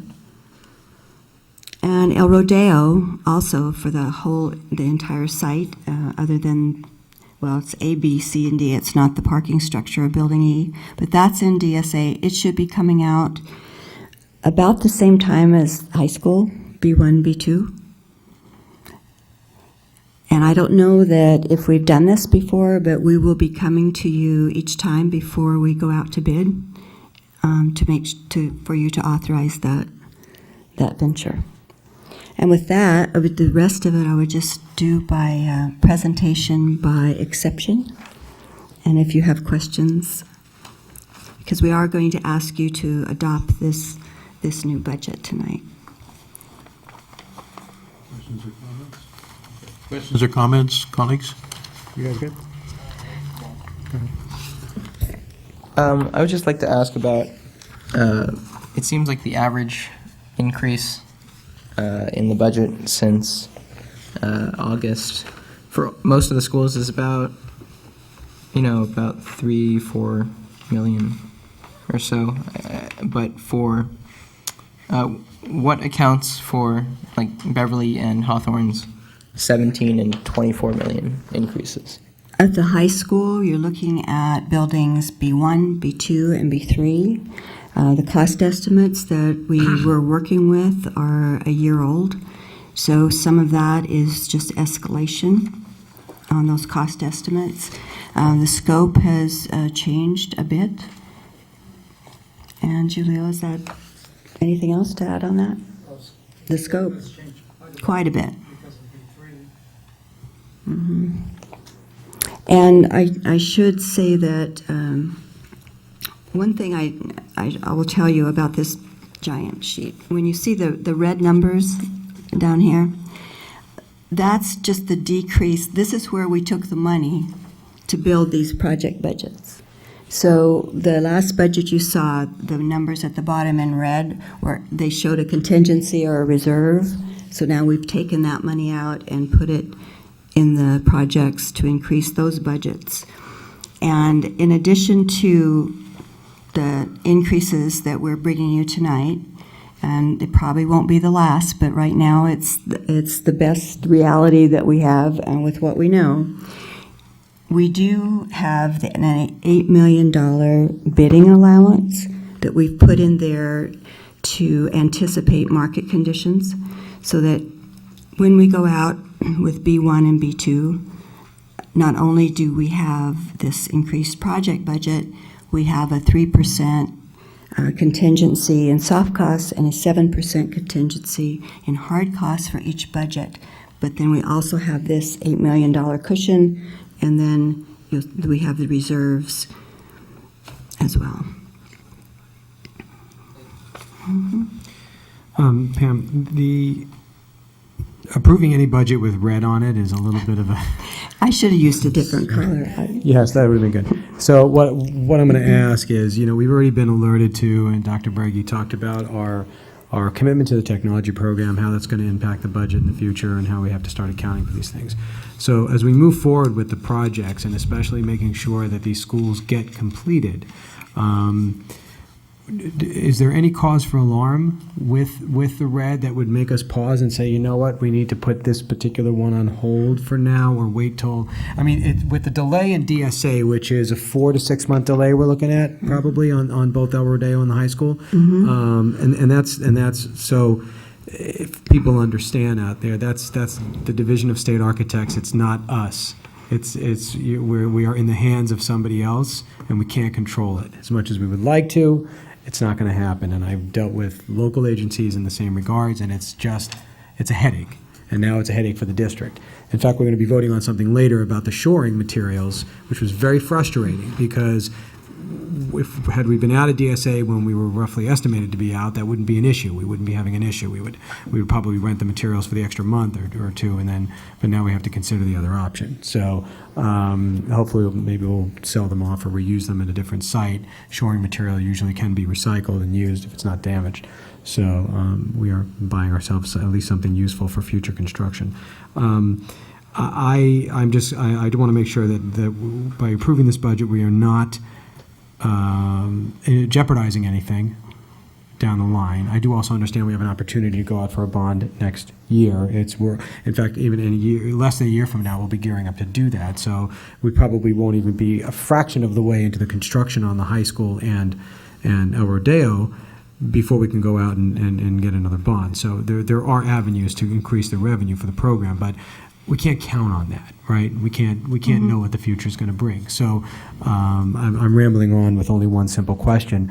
Can we adopt this budget and not jeopardize the current projects? Yes. Okay. Don't go on. That's a good enough answer. I do want to point out one spot in the budget that is kind of the wild card. And that is, if you look down on the other budgeted costs, it says internal and external, and it's administrative costs. The internal costs, that's your district staff, and that $2.7 million is projected to take you through the end of phase 1, which is about 3 years from now. However, the external cost, that's the MTA legal fees, that amount is projected to take you just through the end of perhaps this fiscal year. We have no way of projecting what those are going to be. So Okay. So that's the wrench in the plan. right, and the other wrench would be that when we bid the first project, maybe not the demolition of B3, but the high school, B1, B2, then we're going to know. That's going to be our test. Okay. So my recommendation would be, yes, you can fit all of this, bid the high school, see how it comes in before you bid El Rodeo, before you bid something else. Thank you. You're welcome. Any other questions, comments? Yeah, so I just, first of all, I want to say thank you because you and I spoke yesterday. I had so many questions. I saw the red also, and I was like, why are you making it red? But she said, oh, I didn't have another color scheme, so thank you for clarifying that. My question is this. As we go forward with phase one, are we just staying true to costs for projects that have been approved for phase one? Because I see building C here, and so I don't want to, if we're really going to make this happen, I think we have to be so conservative about just sticking to phase one. And the design of these buildings has been contemplated in phase one, and I think that your planning has been well done. You're constructing, almost finished with Horace Mann, and then you're ready to go on the high school and on El Rodeo. What try to do as planners is live with that the money will always come, and we need to be ready when it does. And that's why you've put the design of these other projects into phase one, so that if there is a phase two, if there is another bond, you'll be ready to go. Okay. Great, thank you so much. Superintendent Breggy, any comment? Nope. Okay. Thank you very much for this presentation. Appreciate it. You're welcome. Thank you. Well, do we need to make a motion to approve the budget? Are we making a motion now? I think we are.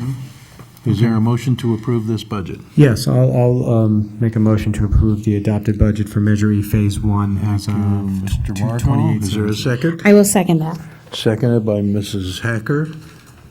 Any further discussion? All in favor? Aye. Opposed? Passed unanimously.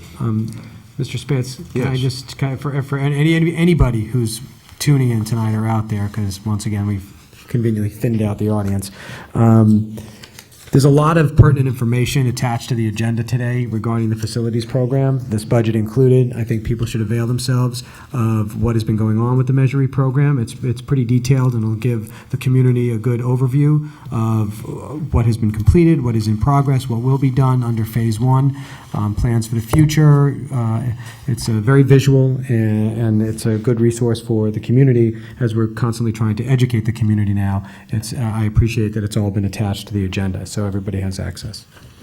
Thank you, Mr. Margot. And next, we're at a number of change orders, items D through L. We have item C. We have item C. The rental. We have item C. I'll move to approve the rental Oh, yes. agreement with Sterling Venue Ventures for the Saban Theater at the Beverly Hills Performing Arts Center. All right, thank you, Mr. Goldstein. Is there a second? Yeah, I'll second it. Seconded by Mr. Margot. Any discussion? Yes, just a quick comment, not a question, so nobody needs to address this, but I know that last year we had used the Wallace Theater for the dance performance. This year they're using the Saban for the orchestra. I fully support that we are finding venues, professional venues for our students to perform in, as the Peters was that at the time. The Peters is a professional style venue. I do want to implore those, as we are going into JPA negotiations, to hopefully discuss with the city possible building in, during the course of the Peters construction, use of the Wallace up front, that we can talk to them about negotiating something very palatable for our school district. I'm not asking for a gimme, but I'm asking to see what we can do at a reduced rate to help save the cost of, and still giving our students the best opportunity to perform in a professional venue. And we would have the amount of days and dates set in stone up front, so we can go in and directly to the city during the JPA and see what we can do with that. We've not thought about doing that as part of JPA negotiations in the past. Perhaps we can do it in this arena. Ms. Margot, with respect to using that venue, I mean, we have, although not part of the JPA, but I know that the Performing Arts Department and Dr. Tedford has communicated with the Wallace over the last couple of years as the auditorium's offline. And the real issue is the fact, not the 1 or 2 days our performances are, but the week in advance that sometimes we need to set up with these performances, and they don't have that block of time for us. Well, and that's always been, I understand what you're saying. Could they make time for us, Yes. is what you're asking. Yes. I think we can add that to the agenda of our next liaison committee meeting. We can. Please. It's a great idea. Thank you. All right. So we have a motion and a second. All in favor? Aye. Aye. Opposed? Passed unanimously. And now we're at items D through L, and I'm wondering if we can have a motion for all of them, and ask if any board members wish to pull any for discussion. Can we do it that way? I would support that, but I want my colleagues to be comfortable with being able to discuss the items they want to. So if they tell me Yes. which ones they'd like to actually address specifically, then I'll make the motion around those. Okay, I'd like to pull item H. Pardon me? I. K and J. J, I got a request from staff. J Ms. and Kirk Carter, is that K. J, you need it tabled still? Yes. Okay, thank you. Oh, thank you, Pam. Mr. Margot, will you make that motion, please? Yes, okay, so we have H, I, J, K, I'm going to pull right now. I'm going to make a, are you okay with that? Yeah, Thank you. Ms. Grossman? Okay, so I'll make a motion to approve item D, change order number 8 with American Integrated Resources. Item E, correction to contract agreement with BV Deck Waterproofing Project. Item F, acceptance of El Rodeo additional trailer hookups project and authorization to file the NOC. G, ratification of the agreement issued under Board Resolution 2015-2016-41 for the El Rodeo additional trailer hookups. Item L, the approval of change order number 46 to Pro West. And item M, oh no, item M is a different discussion. Okay.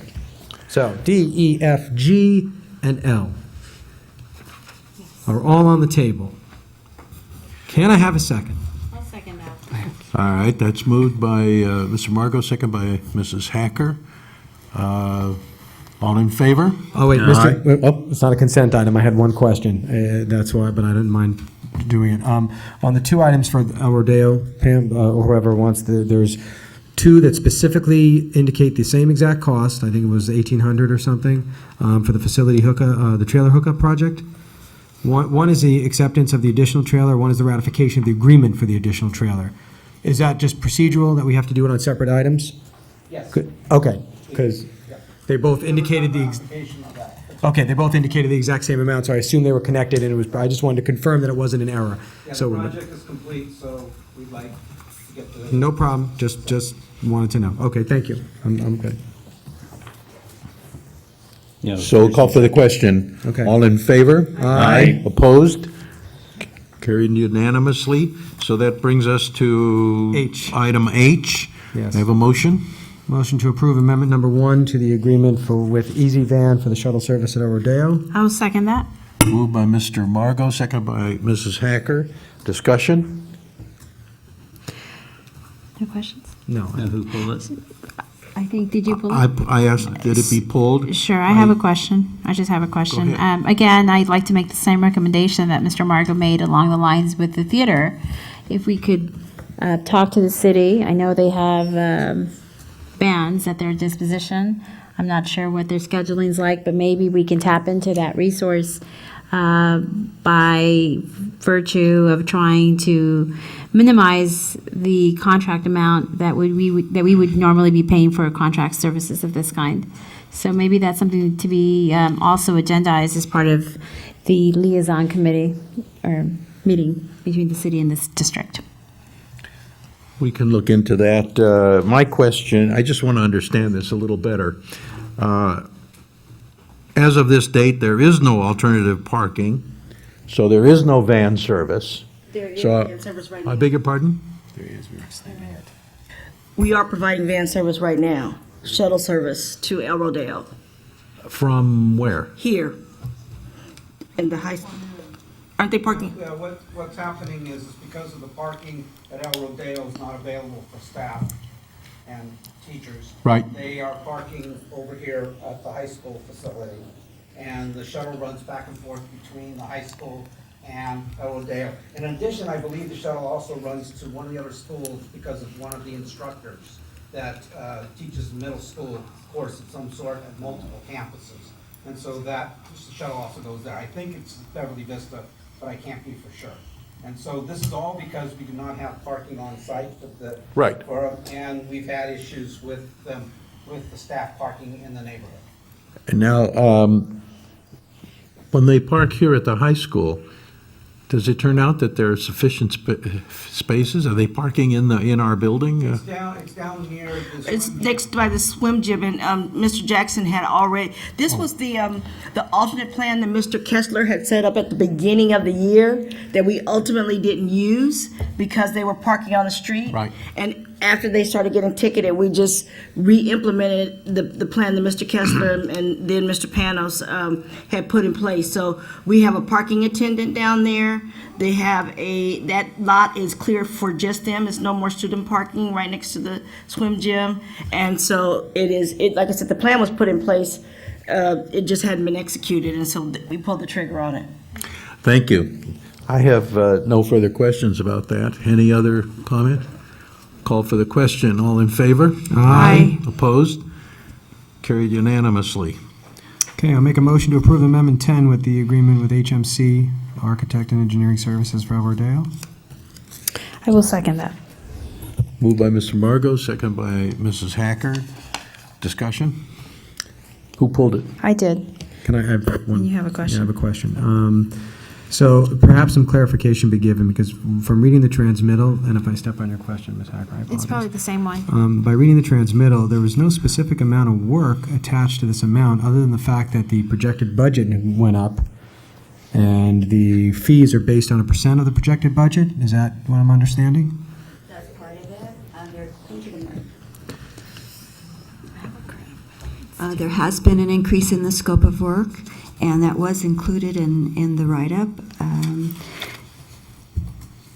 It's just in February of 2016, a detailed decorative stone facade assessment revealed additional damage to the stone veneer, vertical tower, and tower dome structures, which resulted in additional structural engineering design, detailing services, and structural replacement work. So it's that additional scope as well as the value of the contract. Then I apologize, because usually there's a separate document from HMC attached to these that show that. And I did read that, but I didn't know if that was specifically related to that around 800,000 amount. So, because usually it's broken down and it'll say for the scope of work, but there you go. Dan, thank you. This is Dan, if you introduce yourself. Oh, we're like, we go way back. 7 years now, actually. So the document that was not attached, which is our proposal, does outline 8 specific items. And some of these are items that have come forward as we have developed the plans, as we're partway through DSA. DSA in their infinite wisdom, kind of did a stutter step and allowed them to do a precursory plan review and then give it back to us to address. And so we've had quite a bit of additional structural costs as a result of their stutter step.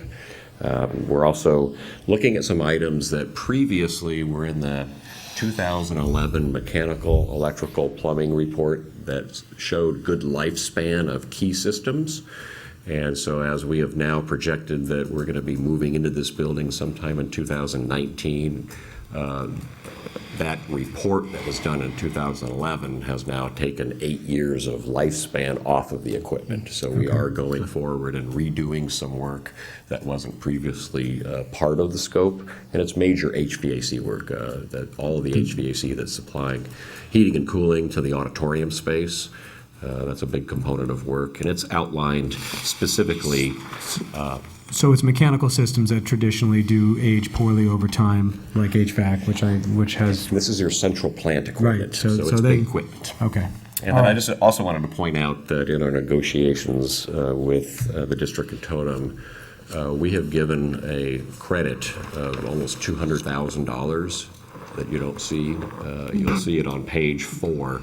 Right. So we've credited out the schematic design phase and the DD phase because most of this work has basically been embedded into our construction document phase. Okay, terrific. So I guess in the future, we want those, if we can attach those back to the transmittal. I understand the simplification of the transmittal and not getting into the weeds, but I just, for me, I like to see the document because that's the agreement between the district and the firm. And I'll turn this over to Pam. I don't need to see it now. I'm going to vote for it. Take it easy. And just like I need more to read. Right? I make a comment that Mrs. Latham, as she reviewed my board items, did point out that I had not attached things that you're used to seeing. And I said, well, that I was trying to streamline it, and if it didn't work for you, then you should let me know which. And so you have, and we'll attach them in the future. Thank you very much. I think that answers my questions. Thank you. Any further questions, comments? All in favor? Aye. Opposed? Carried unanimously. Item J. Okay, I need to move to table item J, the approval of the change order with JAMA Construction. Second. Staff made it right. Move to table by Mr. Margot, second by Mr. Goldstein. Any discussion? All in favor? Aye. Opposed? Unanimous. Make a motion to approve change order 5 with the agreement with 2H Construction for Building 8 Horseman. I'll second that. Moved by Mr. Margot, second by Mrs. Hacker. Discussion? Yeah, so I had a question about this. Anybody else? No. So in reading, it looks like the cost was not avoided.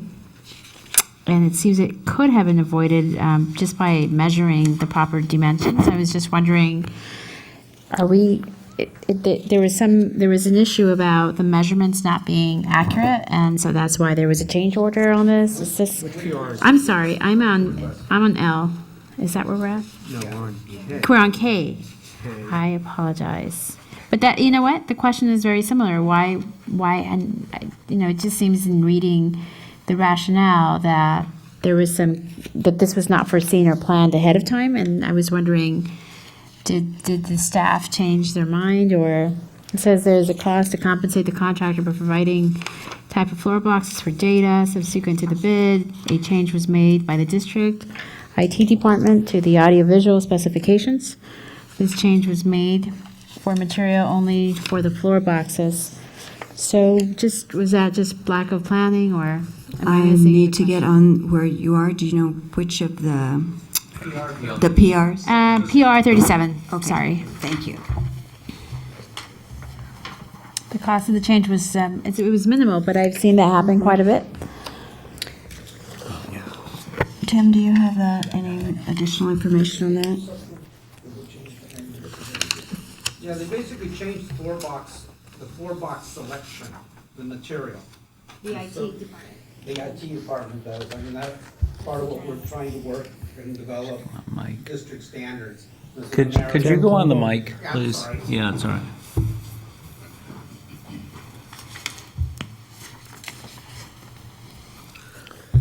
This is where the originally specified boxes were asked to be replaced with another product, another item by the IT department in order to support their infrastructure. And so we've been in a process where we are working with IT to develop district standards, and this is a result of part of that process of continuing to develop those standards. Got it. Okay. Just wondering, seems to be happening quite a bit. Thank you. Pam and I have talked about this quite a bit because it causes me great consternation. In regular bids or in the industry, all of this is part of the design, and it's already laid out. Unfortunately, when you went to DSA with Horace Mann, we didn't have the standards. I mean, you would know everything that you were going to already do, where it was going to be, what was going to plug in, and so a lot of this was developed after the fact because we were going forward with the project. We won't have this problem in high school because we're learning from this. Yeah, we're learning to slow down is what it is and get it right while you're in design and your blueprints and your architect puts it in the plans and the contractor buys it and you don't have this problem. So this comes from taking care of all those little things that should be part of the blueprints of That's the really the nature of construction with regard to IT, because when you have plans in 2011, you're not going to put in what the technology is, because if you go ahead and do that and buy it, then you have 5-year-old technology by the time you go to put it in. So it's just a cost of doing business to a large degree. Thank you. Yeah. I just had a question. I guess this is going, since this is related to Horseman, just looking at all these change orders, are we pretty sure that the closeout project for Horseman is going to be $82 million? Because I know that it was 78 million and then it's gone up, right? Yes. 4 million? This is everything that we know at Right this now. time, right now, trying to project, but we are seeing some change orders come in that are very old. So it was, originally it was 76 million, correct? And it went up to, I mean, a long time, I think a year ago, it was 76 million. And then it was 78 million in August, 900, and now it's 82.9. So there's a difference of about 4 million 5 around there. It's fine, but it is 82 million 9 right now, as we know it. What is in our budget right now is our best estimate with everything we know. Okay. Well, I could just jump in. Should we?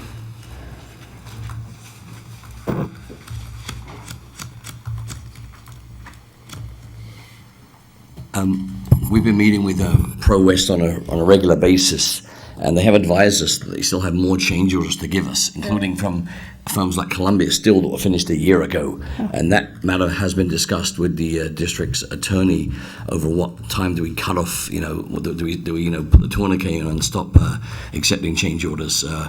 But this does include the vast majority and all our projections, but we don't know what they're going to throw at us, that being Pro West next week with change orders that haven't been submitted yet. Okay, thank you. Any further questions? We have a motion and a second. All in favor? Aye. Opposed? Carried unanimously. We're at item M, and I will make a motion to approve the designation of Superintendent of Dr. Michael Brady and Latanya Kirk-Carter as district representatives in all matters related to the school facility program. May I have a second? I'll second.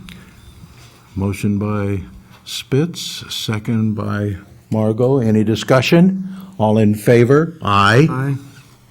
Opposed? Carried unanimously. And we are now at board policies, a second reading. Mr. Margot? I'll make a motion to approve the second reading of AR 6173, or just approve the AR 6173, education for homeless children. We have a second? Second that. Motion by Mr. Margot, second by Mrs. Hacker. Any discussion? All in favor? Aye. Opposed? Motion carried. And that brings us to item 12, selection of candidates for the CSBA Delegate Assembly.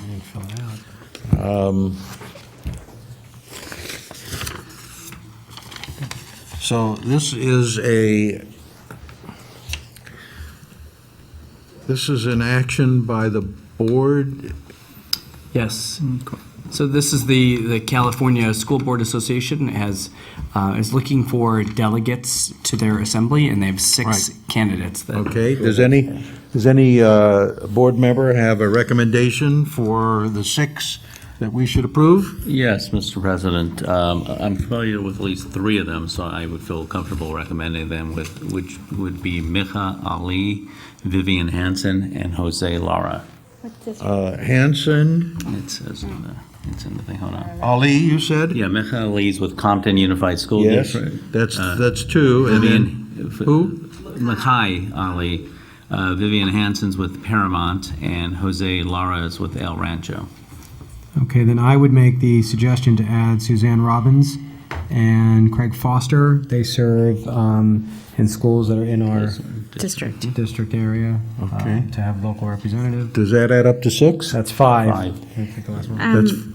I would just like to pick someone from Norwalk La Mirada. I'm familiar with both of those people, so either one. Which who? Norwalk La Mirada. Let's take the top one, Daryl. Who would that be? Daryl Adams. Daryl Adams from Norwalk La Mirada. That's 6. All right. Mrs. Quishar, do you have those? Yes, I do. All right. Have a motion? I just think it's a discussion item for the ballot. Do we have to vote on it? Mm-hmm. Okay. It's one ballot for the board, so Right. that would be my suggestion. All right. So if you can reread those and move to approve it. Daryl Adams, Micah Ali, Craig Foster, Vivian Hansen, Jose Lara, and Suzanne Robbins. Have a motion? I move to approve the ballot as constituted. I'll second. Moved by Mr. Goldstein, second by Mr. Margot. All in favor? Aye. Aye. Opposed? We have just taken our vote, and it was unanimous.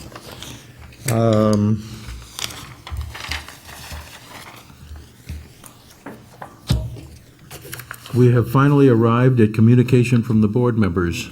No, we We have have a discussion, Mr. Spitz. We have a discussion item? Yeah, B. Legal fees. legal fees. Oh, yes, we do indeed. The chair will entertain discussion on legal fees. Okay, Who wishes to go first? Do you have any caution? Yeah, I mean, you guys, no comment yet? Okay. I would say that, I'm sorry. Should I pause, or am I okay? No. Okay. Mrs. Hacker and I put this on the agenda. We felt that it was time that we have some sort of better control or oversight of our legal spending. There's no need to go into the details of how obscene it has become. I believe one of our local papers publishes it quarterly anyway, so everybody gets a shot at that. But we are spending an enormous amount on attorneys. There was a theory several years ago to hire an in-house counsel to defray some of the costs, to monitor the costs, but it went away. I don't think it worked as planned. I don't think part of the issue is that even though we had an in-house counsel, the gentleman was still employed by a firm that worked for other entities, other civic entities. So we did not have our own dedicated in-house counsel. It was actually a very difficult thing to achieve. That would be one way to control the legal fees, is to have a dedicated staff member and in-house counsel. And I think for what we're spending on legal fees, it may be worth looking into. Again, it may be worth us trying to get that. The other, I'll stop there because I know Mrs. Hacker had some stuff to say on that, but I think that it's absolutely, whatever this board decides to do, and it's only a discussion item tonight, we have to do something. Right. And, go ahead. So I want to thank Mr. Margot because he did entertain me with listening to me and then, of course, adding his thoughts. And so, this is a discussion item for us to consider as we move forward. As a new board member last year, it was very unclear to me what the process and protocol was for the board as to how we go about accessing counsel, advice, and it seems to be a little bit loose in practice. And so I did do some research, and I found that most districts have a protocol in which by they all agree to live by under the auspices of the superintendent's office. And so there's several protocols. Most of them, what I found, were very similar in that there has to be a board majority. When we seek counsel, we give direction to the superintendent. The superintendent then tracks those requests. If they're, and then at the end of the month, at the end of the month, they reconcile those requests when the bills come through.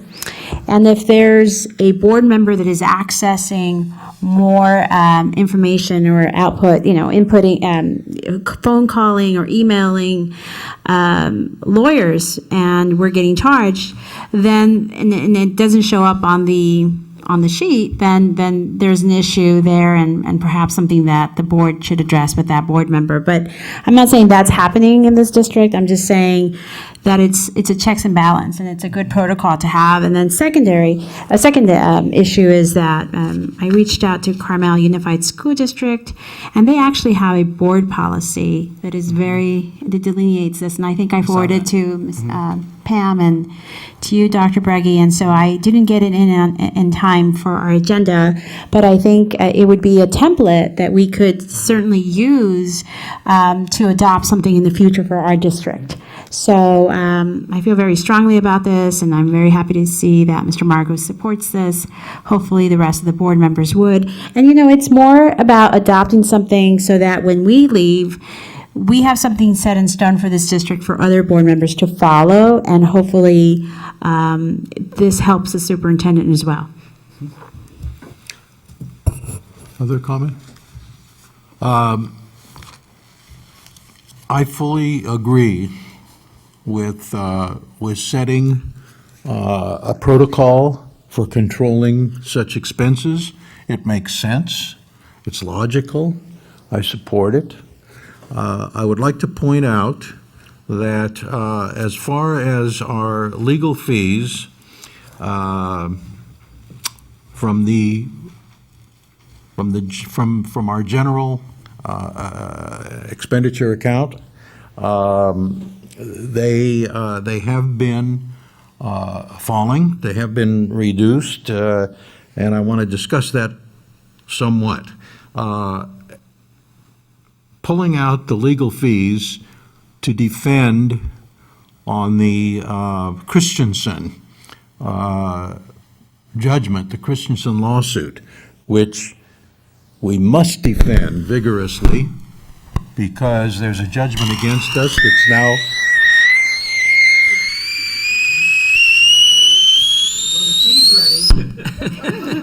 now over 22 million. We must again.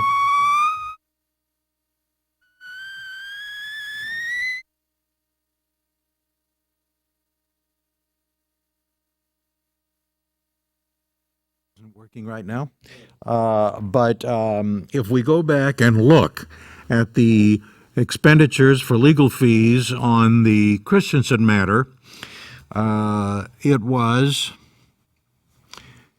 in a year 2013-14, $114,000.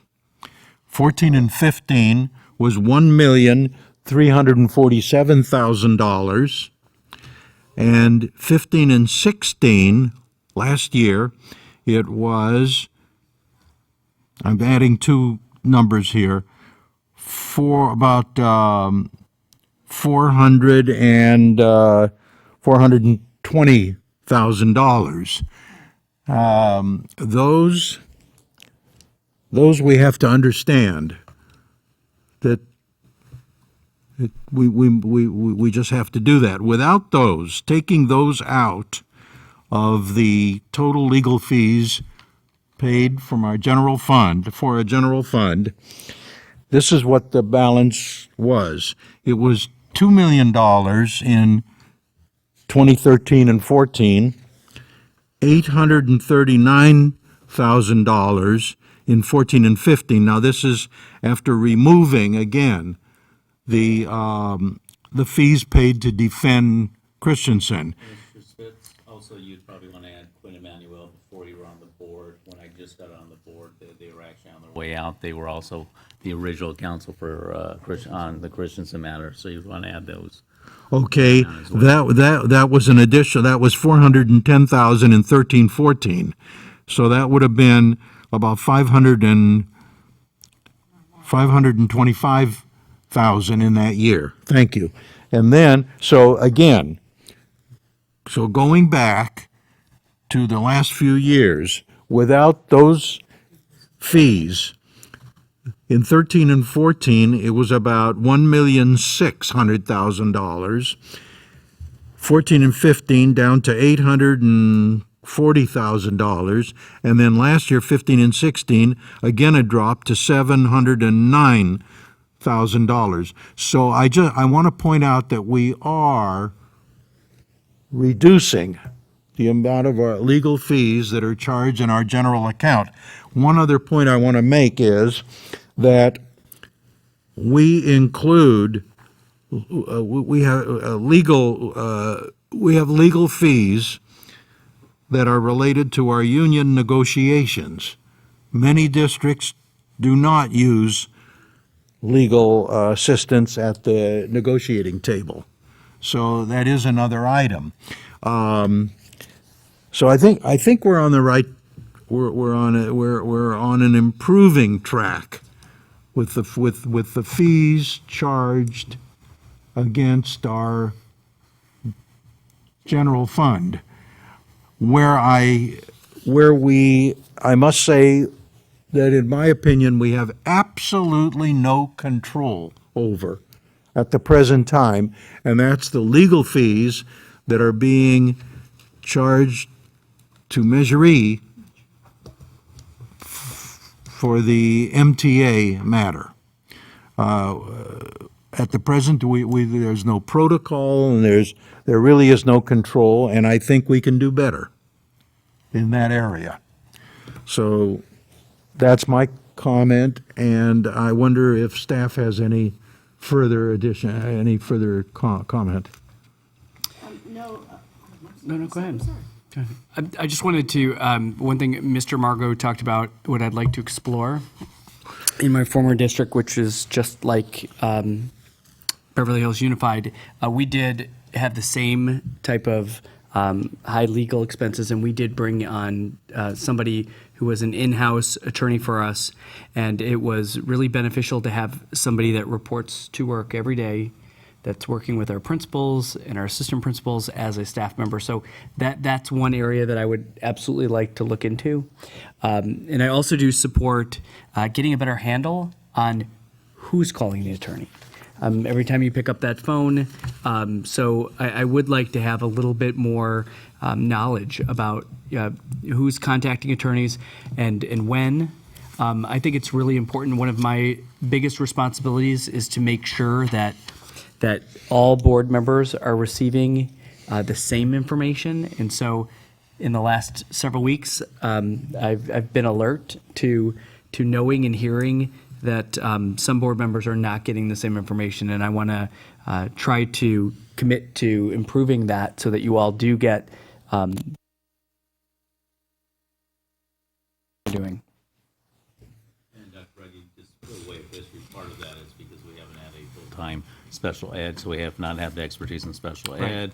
Right. We have HR, probably the first time in a long time when we had somebody with Ms. Mendoza's experience, so that's helped a bit, but prior to that, there's been a lot of issues with that. So because we've had a revolving door at the district office, there really has been very few people with any type of expertise, and that then causes a lot of what's now your staff to have to reach out to counsel, even our prior superintendent and the superintendent before him. So those are some of the things that I think we can definitely get a handle on as we discuss and you deal with your staff, and having somebody with your experience, I think, will make a big difference for your staff, because instead of picking up the phone to call an attorney, they can just check in with you on this. So I think that will drive a lot of the costs down from the day to day. Mr. Spitz is absolutely correct. It's hard to do a litigation plan when it's uncharted territory as such as the Metro, not to say that there has been a lot of expenditures on it, and it's very difficult. What do you compare it to? Because there's no other school districts that's experienced what we've been through. Unfortunately, there are issues with school districts being sued and having judgments against them, and those things the school districts vigorously defend. So Mr. Spitz is correct again. These type of actions take a lot of resources from the district. They don't happen often. They're usually few and far between, but they do. If you look around the state, they happen probably nationally as well. I'm sure they happen in your district as well. I understand Illinois is somewhat of a litigious state. I'm sure your legal expenses. I'm sure the point being, I'm sure you have a lot of experience with regard to legal. So I look forward to your benefit of your knowledge on how to handle it where you're sitting. Great, thank you. Any further comment? All right. Communication from board members. None? I just want to echo what our student board member said. First of all, the girls' basketball is very exciting. It's a very exciting thing. I think this is the first time. And do you know, Sam, how long since they've been this far in the CIF? He probably wasn't even born. That's how long it's been. And I went to the quarterfinals and part of the semifinal game, and it's terrific. It's fast. First of all, the game goes in almost an hour. It's done, and it's not a big. And they're close games. They're really close big games, exciting games, and I'm sure that the girls would love everybody's support. If you can make it out to Azusa Pacific on Saturday, that would be fantastic. And once again, the spring musical. We want to try to fill the theater this year for this musical. It is a professional grade evening that you're literally paying $8 or $10 to get into, when what theater tickets go for. The best part about this musical, I found out, is one 90-minute act. So it's not even 2 acts. It's not going to be a 2.5-hour night. It's a 90-minute act. You'll be in bed before Letterman, or whoever's on there, right? Kimmel. Sorry, I don't watch them. I'm sleeping by then. Excuse me.